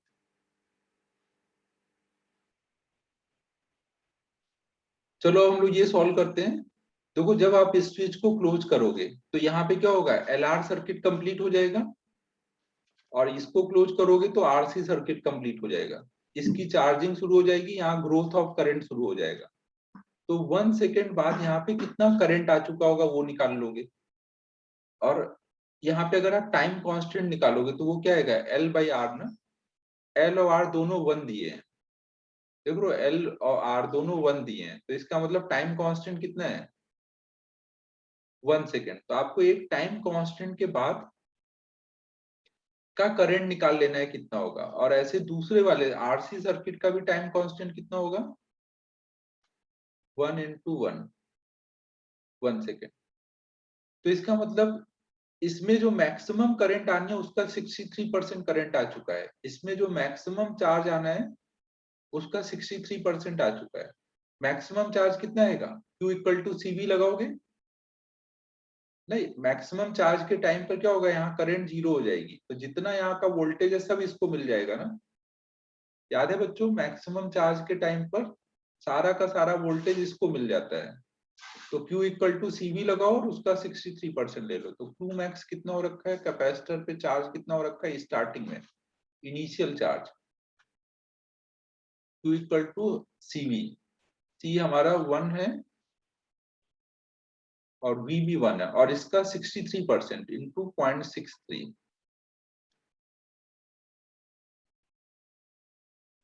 ना। तो ये 0.63 कूलम चार्ज आ चुका है स्टार्टिंग में। हाँ सलोनी, वो तो कर ही सकते हैं, बट अपन को जो पढ़ा हुआ है वो यूज भी कर लो ना, थोड़ा सा चीजों को इजी रख के करना है। करंट कितनी हो जाएगी, मैक्सिमम करंट कितनी होती है, जब मैक्सिमम करंट कब आती है, जब ये प्लेन वायर बन जाता है ना, I equal to V by R. आप ये कर सकते हो कि जो चार्ज का आपने फॉर्मूला पढ़ा था, कोई भी टाइम पे चार्ज निकालने का फॉर्मूला क्या है, तो maximum charge into 1 minus E के power T by R C. इसमें मैक्सिमम चार्ज डाल दो, टी की वैल्यू डाल दो, तो उससे ये आ जाएगा। ग्रोथ ऑफ करंट वाले फॉर्मूले में टाइम डाल दो, उससे आ जाएगा। ग्रोथ ऑफ करंट क्या होती थी, आई नॉट ई के पावर माइनस 1 माइनस ना।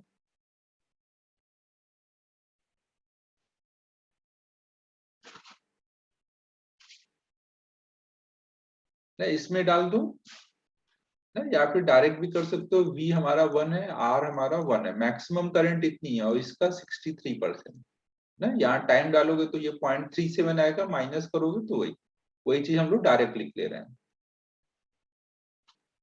तो 0.63 एम्पियर की करंट आ चुकी है।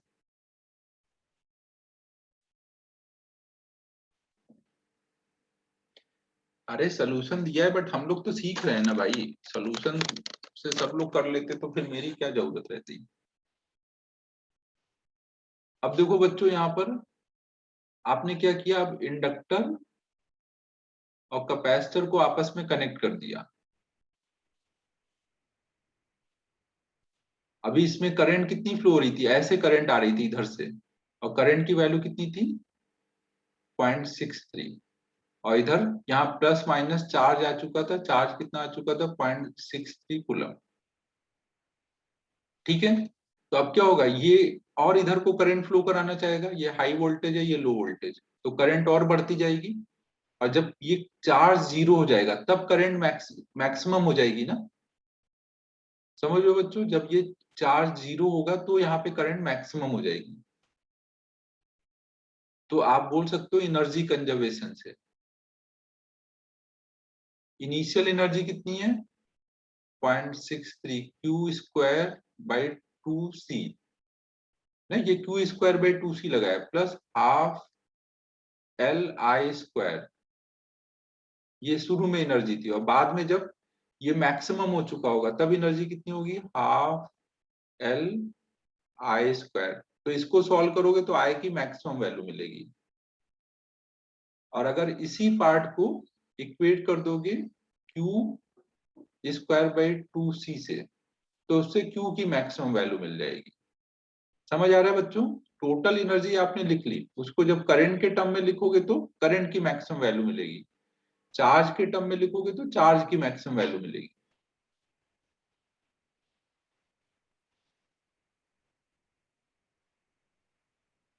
फिर अगला पार्ट क्या था, अगला पार्ट है charge on the upper plate of the capacitor as a function of time. अब इसमें हमें अपर प्लेट पे चार्ज बताना है as a function of time.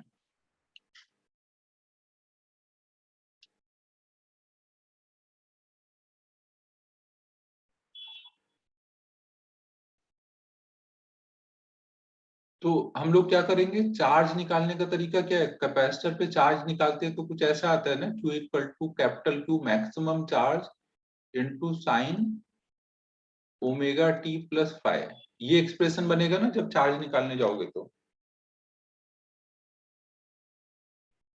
इसमें मैक्सिमम चार्ज आप यहां से निकाल लोगे, Q मैक्स की वैल्यू यहां से निकाल लोगे,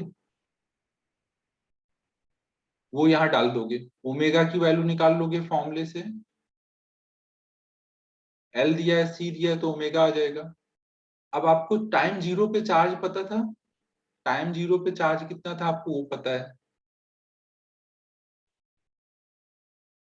तो टाइम जीरो यहाँ डालोगे, यहाँ चार्ज डालोगे तो फाइव आ जाएगा ना, फाइव आ गया तो यहाँ डाल दो, तो हमारा क्यू का एक्सप्रेशन बन जाएगा। कुछ समझ आ रहा है बच्चों मैं क्या बोल रहा हूँ।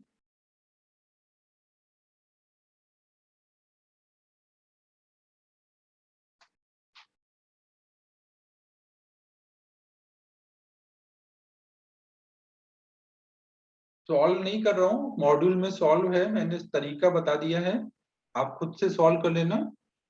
और देखो यहाँ टाइम जीरो डालो सलोनी, यहाँ टाइम को जीरो डालो तो ये टर्म जीरो हो जाएगा, क्यू मैक्स आपने ऊपर यहाँ निकाला हुआ है वो यहाँ डाल दोगे, और टाइम जीरो पे चार्ज कितना था, ये था ना शुरू में चार्ज, तो वो यहाँ डालोगे ना, और इसको सॉल्व करोगे, इसको इधर ले आओगे, ये जीरो हो चुका है तो फाइव की वैल्यू आ जाएगी।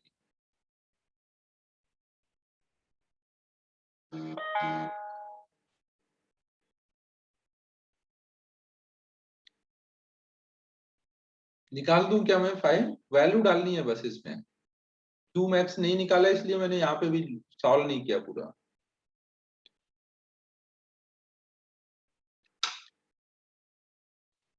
ठीक है बच्चों, तो अब आराम से कर लोगे ये चैप्टर।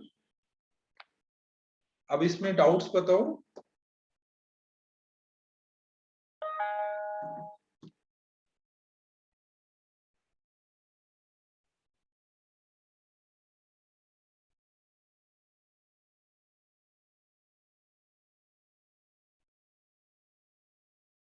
इलस्ट्रेशन 32।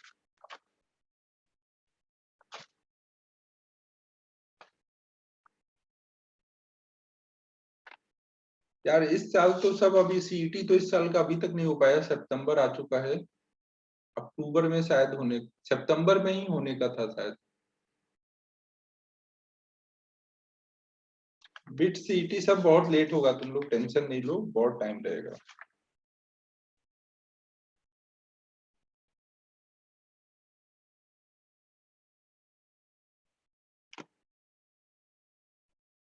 इलुस्ट्रेशन 31 32, 31 32 देख लो भाई इलुस्ट्रेशन।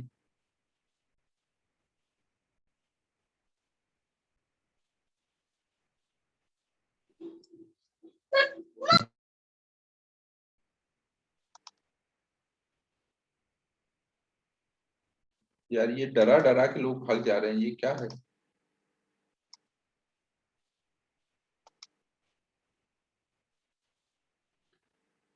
देखो ये 31 क्या है,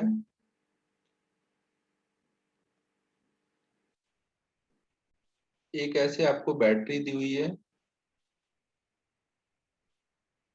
यहाँ रेसिस्टर लगा हुआ है R1, यहाँ एक स्विच लगा हुआ है,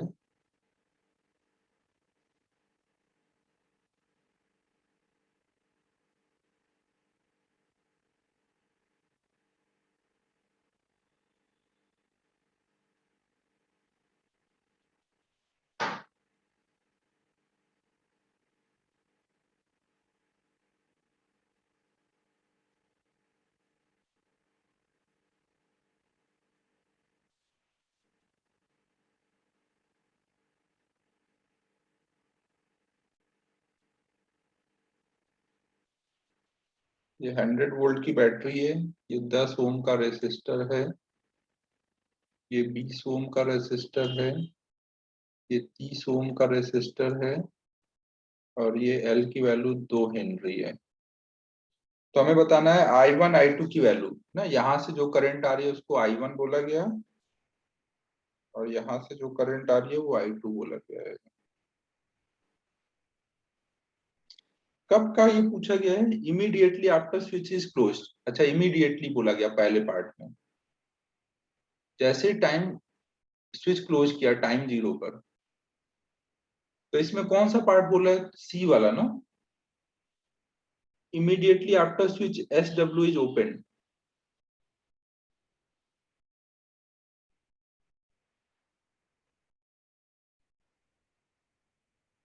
तो देखो इसमें क्या है, लॉन्ग टाइम के बाद जब स्विच ओपन किया गया, तो लॉन्ग टाइम पे पहले क्या हो रहा था? सेकेंड पार्ट में हमें लॉन्ग टाइम पे निकाल लिया है।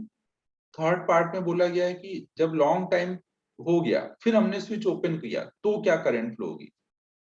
समझो, तो लॉन्ग टाइम पे पहले सर्किट में करंट कितनी फ्लो हो रही होगी? लॉन्ग टाइम पे ये प्लेन वायर बन चुका होगा, है कि नहीं बच्चों? लॉन्ग टाइम पे ये प्लेन वायर बन चुका होगा ना।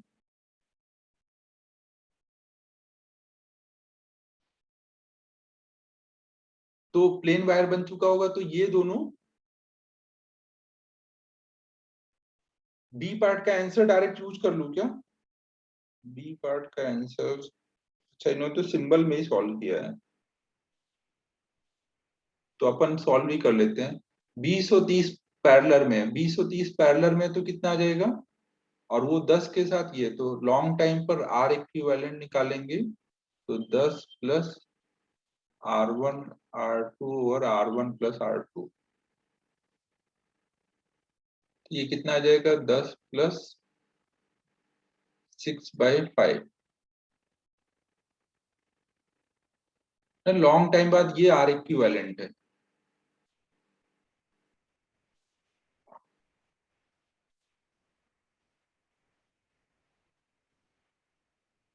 यहाँ पे कितना हो रखा था? 60/5, R1 R2 और R1 प्लस R2। अच्छा, यहाँ 60/5, तो ये हमारा हो जाएगा 110/5। तो ये हमारा 22 ओम टोटल यहाँ पर। अभी सही है ना कैलकुलेशन? तो लॉन्ग टाइम बाद हमारी सिचुएशन क्या हो रखी है?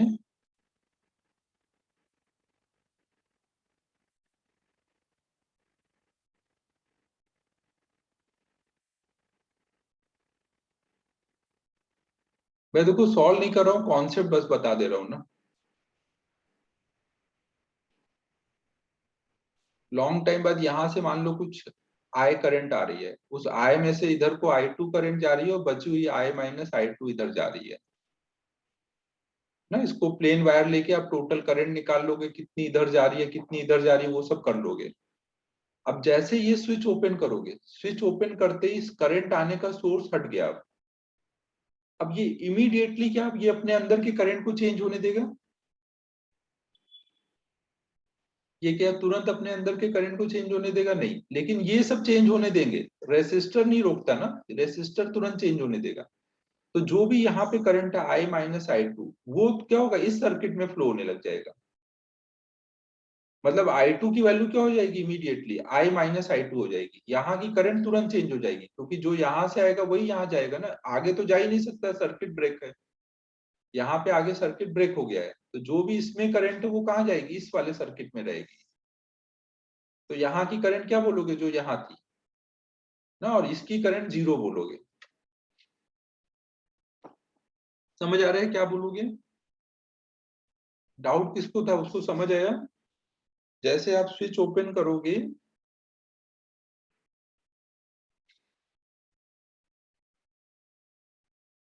लाइट चली गई यार, आवाज आ रही है? Hello hello.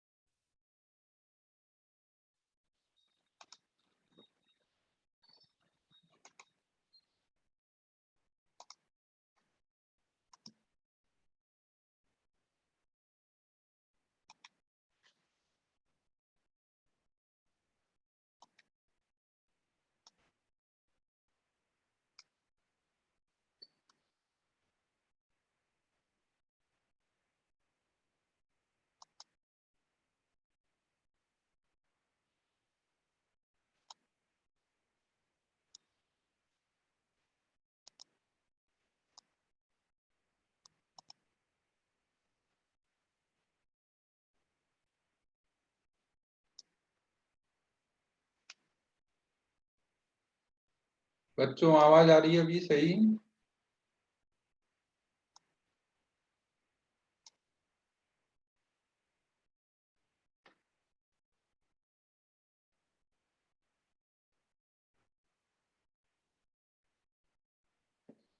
ये मैंने यहाँ पे क्या समझाया वो समझ आया?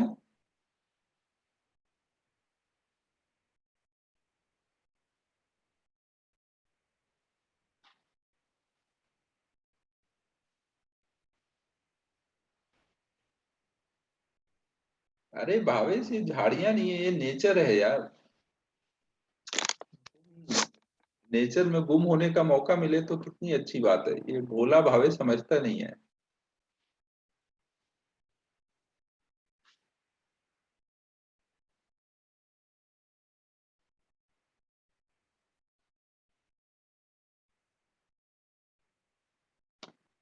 तो ये बात बच्चों समझ आई थी, जैसे आप यहाँ का स्विच ओपन करोगे ना, जैसे आप यहाँ का स्विच ओपन करोगे, तो ये वाले सर्किट में तो करंट फ्लो ही नहीं हो पाएगी, क्योंकि ये सर्किट कंप्लीट नहीं है ना।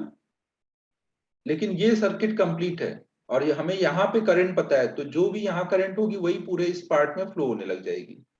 मतलब यहाँ की भी करंट कितनी हो जाएगी, I माइनस I2, जो यहाँ शुरू में रही होगी, और इधर की करंट 0, I1 0 और I2 की वैल्यू यहाँ वाली करंट बोल दोगे। समझ आ रहा है बच्चों मैं क्या बोल रहा हूँ? 31st का सी समझ आया?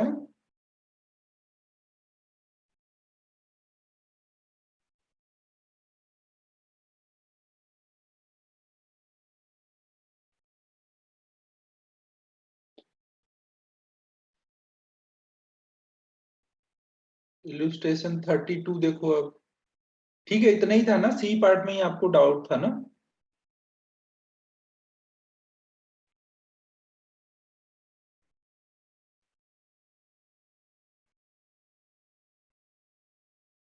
हाँ हाँ, अनम्यूट करो श्रेयस।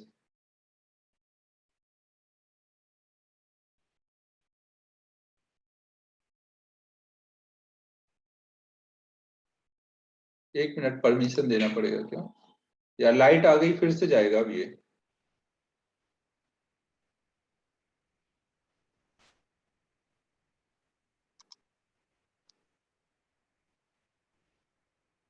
दे दिया परमिशन?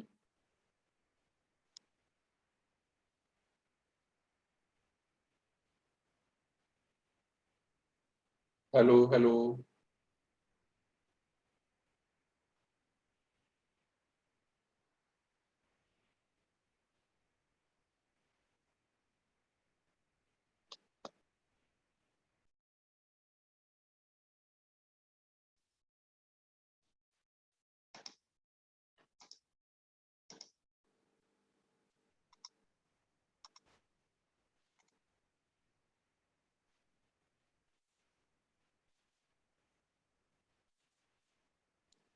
श्रेयस, आवाज आ रही है?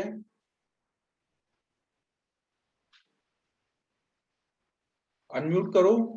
फिर से एक्चुअली पावर कट होता है तो वापस आने पे फिर दिक्कत हो जाती है।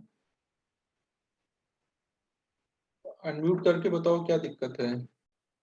परमिशन, परमिशन दे तो दिया था। दे दिया परमिशन अब। सर उसमें जो एक मतलब रिलेशन दिया है, I0 L is equal to I0 dash L plus 2L, हाँ तो हाँ, वो कैसे आया?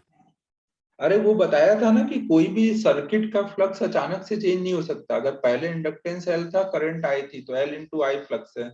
फिर अचानक से आपने इंडक्टेंस बढ़ा दिया। जो मैंने एक क्वेश्चन कराया था उसमें बताया नहीं था कि कैसे बढ़ाया, बस बताया कि बढ़ा दिया। तो इसमें ये भी बताया कि कैसे बढ़ाया। तो अगर इंडक्टेंस अचानक से सर्किट का बढ़ गया तो फ्लक्स कम हो जाएगा ना, L1 equal to L2 I2। हाँ वही किया है बस। हाँ, वही डाउट था सर। बस पर वही डाउट था पर फिर। इंडक्टर में तो मतलब चेंज को अपोज करता है ना वो, तो फिर हाँ, ऐसे हो। इंडक्टर मतलब देखो, इंडक्टर जो सर्किट में इंडक्टर दिखाते हो वो वहां पे सिंबल होता है ना। जो भी आपका सर्किट बना हुआ है ना, कोई भी लूप है, सर्किट मतलब कोई लूप होगा, तो उसके इंडक्टेंस को हम लोग उसमें ऐसे एक ये करके दिखा देते हैं। तो अगर आपने कुछ इसमें चेंज किया कि इंडक्टेंस बढ़ गया तो उसमें आप और इंडक्टेंस ऐड कर दोगे। तो पूरे सर्किट का जो फ्लक्स है वो चेंज नहीं कराना है, इस लूप का पूरा फ्लक्स नहीं चेंज कराना है। तो अगर L1 में और L2 ऐड हो गया तो करंट उस हिसाब से चेंज हो जाएगा। हाँ समझा सर। 32 बच्चों बताऊं फिर मैं पूरा सॉल्व करना है या नहीं, आप ये करोगे? बाकी समझ गया सर, उतना ही चाहिए। ठीक है ठीक है। अब और बताओ बच्चों, इंटेक्स वगैरह से कुछ डाउट?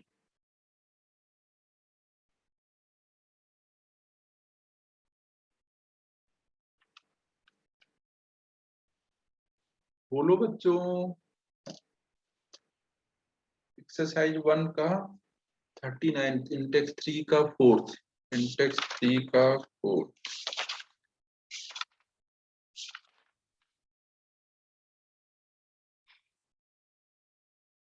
इंटेक्स 3 का 3 भी है। इंटेक्स 3 का 3 देख लो पहले।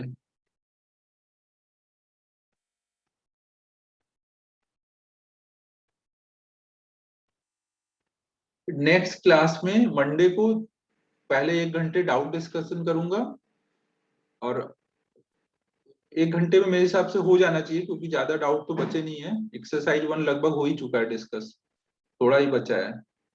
फिर अब एसी स्टार्ट करूंगा ना।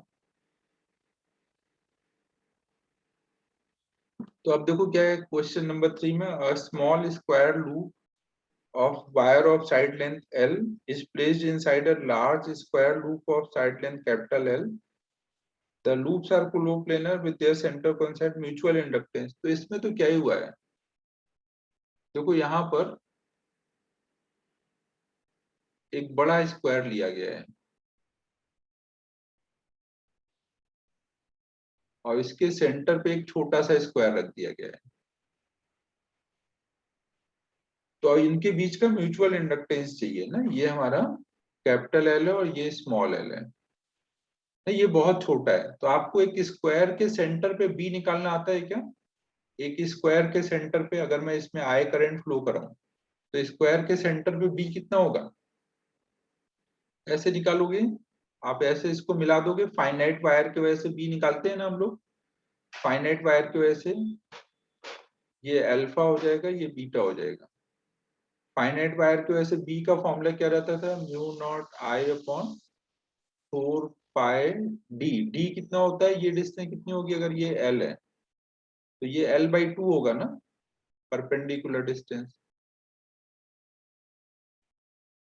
Into sine alpha plus sign beta. ये एंगल कितना आएगा स्क्वायर में? ये 45 होगा ना, डायगोनल जो वैसे जाता है वो 45 पे कट होता है। ये हमारा 90 है तो ये भी 45, ये भी 45, sine alpha plus sign beta ना, ये बी की वैल्यू आई ना, बी आ जाएगा, ये एक वायर के वजह से आई है।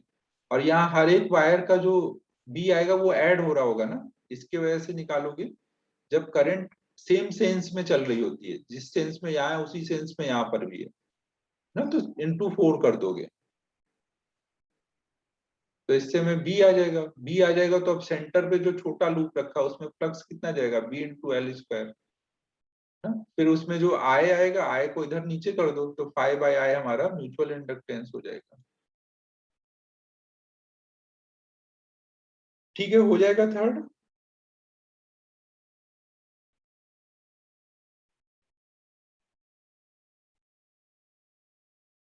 प्रोपोर्शनलिटी पूछा है तो बी में देख लो नीचे L/2 का टर्म है और यहाँ एल स्क्वायर, तो L square by capital L के प्रोपोर्शनल आएगा, बी ऑप्शन हो जाएगा ना। बी में देख लो नीचे L/2 का टर्म है, एल है और यहाँ एल स्क्वायर है, तो प्रोपोर्शनलिटी जब लोगे यहाँ पर तो L square by capital L होगा।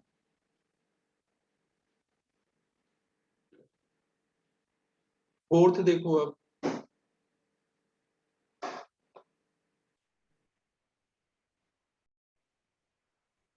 नॉन इलेक्ट्रो, अच्छा एक मिनट देखता हूं पहले, फोर्थ देख लो अब। A coil and a bulb are connected in series with a 5 volt DC source। यहाँ पे देखो बोला गया है एक कॉइल लिया गया है और एक बल्ब लिया गया है और इनको हमने एक 5 वोल्ट के डीसी सोर्स से कनेक्ट किया।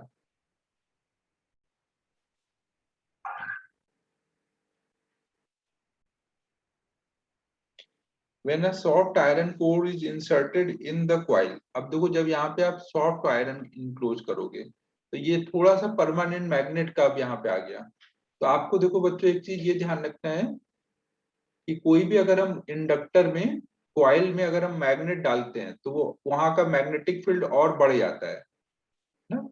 आयरन भी क्या होता है? मैग्नेटाइज हो जाता है, तो वो बी को और बढ़ा देता है, तो ये भी याद रखो ना। तो यहाँ पे बी बढ़ रहा है।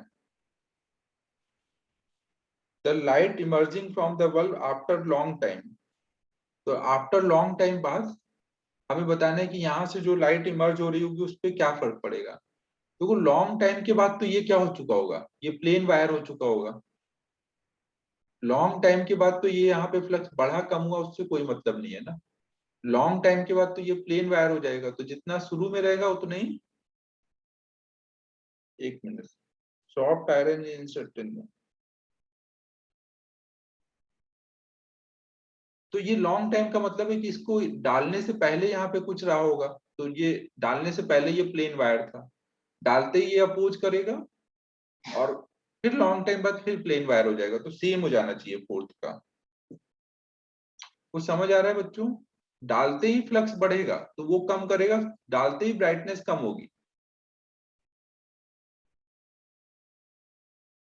सॉफ्ट आयरन देखो, आयरन में भी एक सॉफ्ट आयरन होता है, वो ज्यादा इजीली मैग्नेटाइज होता है, सॉफ्ट होता है एक तरह से, ज्यादा इजीली मैग्नेटाइज हो जाता है, वो ज्यादा स्ट्रॉन्ग फ्लक्स बढ़ा देता है।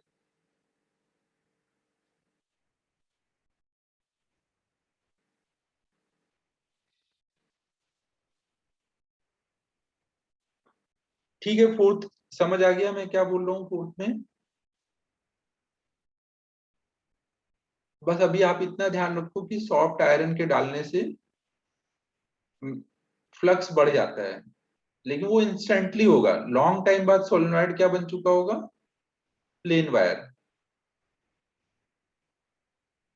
फिर नेक्स्ट फर्स्ट वाला बोल रहे थे,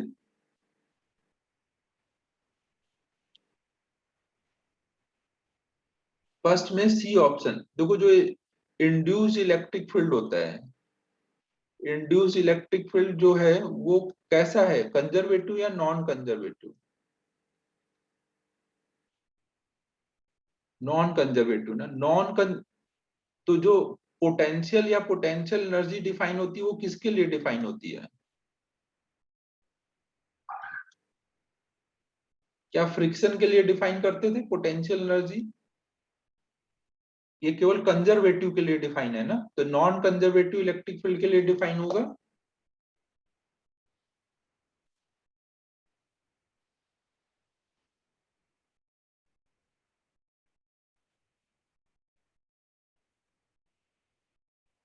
नहीं डिफाइन कर सकते ना, नॉन कंजर्वेटिव के लिए नहीं डिफाइन कर सकते। क्वेश्चन में अक्सर हम लोग पोटेंशियल पूछते हैं, तो वो इसलिए पूछते हैं क्योंकि वहां पे चार्ज इंड्यूस होता है और कंजर्वेटिव वाला इलेक्ट्रिक फील्ड भी आ जाता है, इसलिए हम लोग वहां पे ऐसे पूछ रहे थे क्वेश्चन। नॉन कंजर्वेटिव की वजह से नहीं डिफाइन है। इंड्यूस इलेक्ट्रिक फील्ड की डायरेक्शन यार कितनी बार बता चुका है, इंड्यूस करंट का डायरेक्शन निकालो, जिधर इंड्यूस करंट का डायरेक्शन आएगा उधर ही इंड्यूस इलेक्ट्रिक फील्ड का भी डायरेक्शन होगा। इंड्यूस करंट का डायरेक्शन निकालना आता है ना हम लोगों को, बस वही कर देना है।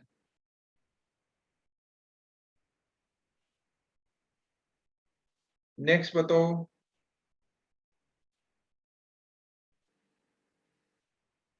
टेंथ।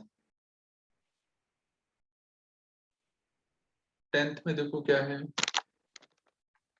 नाइन्थ भी है,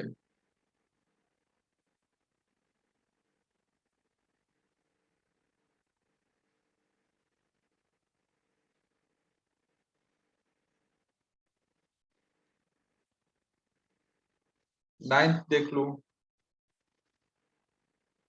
देखो नाइन्थ में बोला गया कि दो हमारे पास ऐसे लूप्स हैं, एक बहुत बड़ा है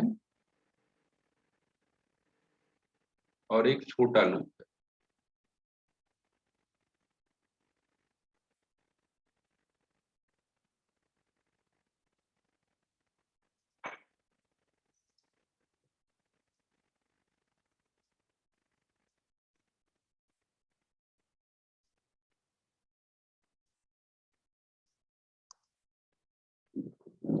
ना ऐसे एक छोटा लूप है, तो आपको बोला जा रहा है कि अगर हम बाहर वाले में करंट को इंक्रीज कराएं फ्रॉम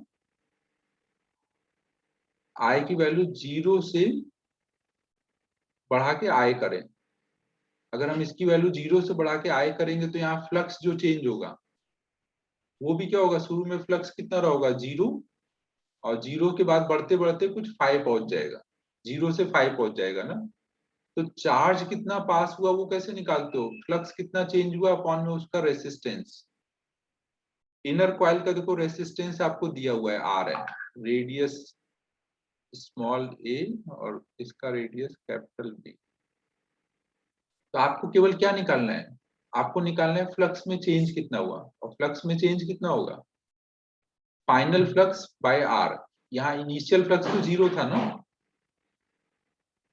और फाइनल फ्लक्स क्या आप लिख सकते हो, अगर यहाँ आई करंट जा रही है तो सेंटर पे बी पता है, बी इंटू ए कर दो तो फ्लक्स आ जाएगा, अपॉन आर कर दो। फाइनल करंट पता है तो फाइनल करंट की वजह से यहाँ सेंटर पे बी लिख लोगे ना। समझ आ रहा है कुछ मैं क्या बोल रहा हूँ, सेंटर पे बी का फॉर्मूला अपन ने पढ़ रखा है ना, आर, आर मतलब बी। तो फ्लक्स के लिए क्या करोगे, इनटू एरिया मल्टीप्लाई कर दोगे, एरिया मतलब पाई इनटू ए स्क्वायर, ये वाली वैल्यू फ्लक्स आ गई, फ्लक्स अपॉन में आर कर दो। टेंथ करें अब,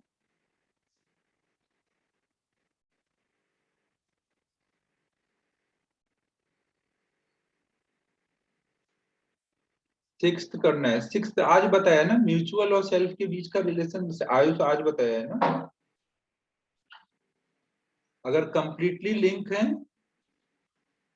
तो कपलिंग फैक्टर 1 ले लेना है, तो m की वैल्यू हो जाएगी √L1L2। क्वेश्चन में लिख दिया है ना कि दोनों के फ्लक्स जो है वो कंप्लीटली लिंक है।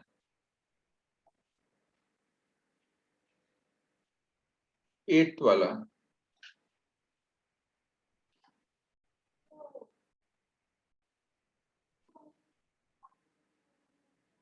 8th में देखो क्या है, 2 coils are at fixed location। अच्छा दिया नहीं था।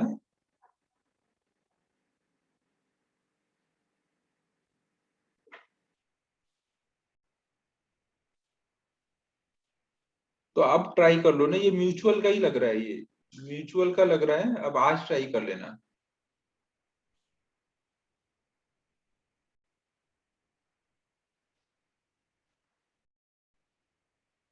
फिर 10th बताऊं आप, हो गए क्या?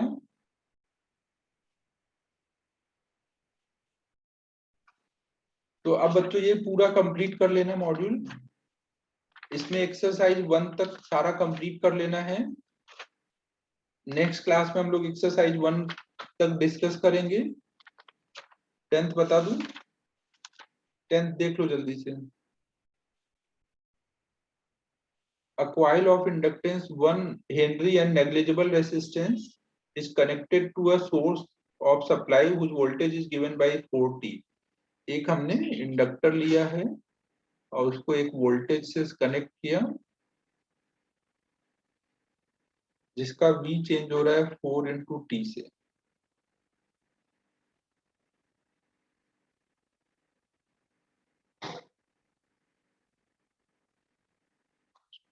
और t = 4 सेकेंड पे, t = 4 सेकेंड पे हमने फिर इस स्विच को ओपन कर दिया।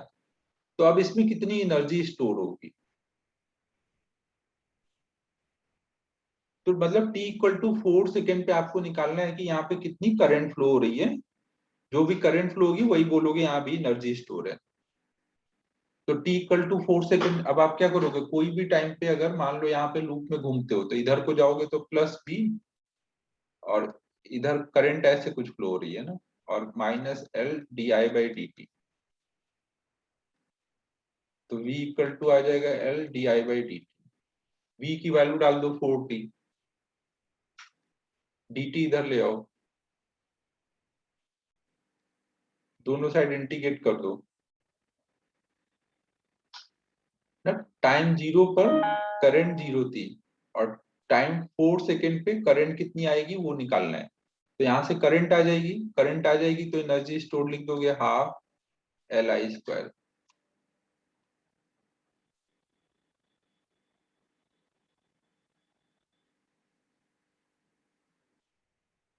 ठीक है बच्चों, फिर अब एक्सरसाइज 1 तक कंप्लीट कर डालो और मंडे को हम लोग, मंडे मतलब ट्यूसडे जब भी अगली क्लास होगी पहले डिस्कस कर लेंगे और फिर एसी स्टार्ट करेंगे।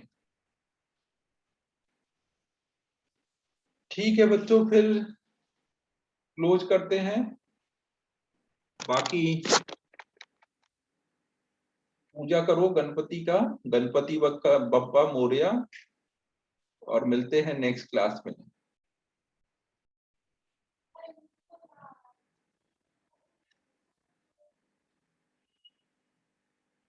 हाँ मैं भी कर रहा हूँ यार। बाय बाय बच्चों, बाय।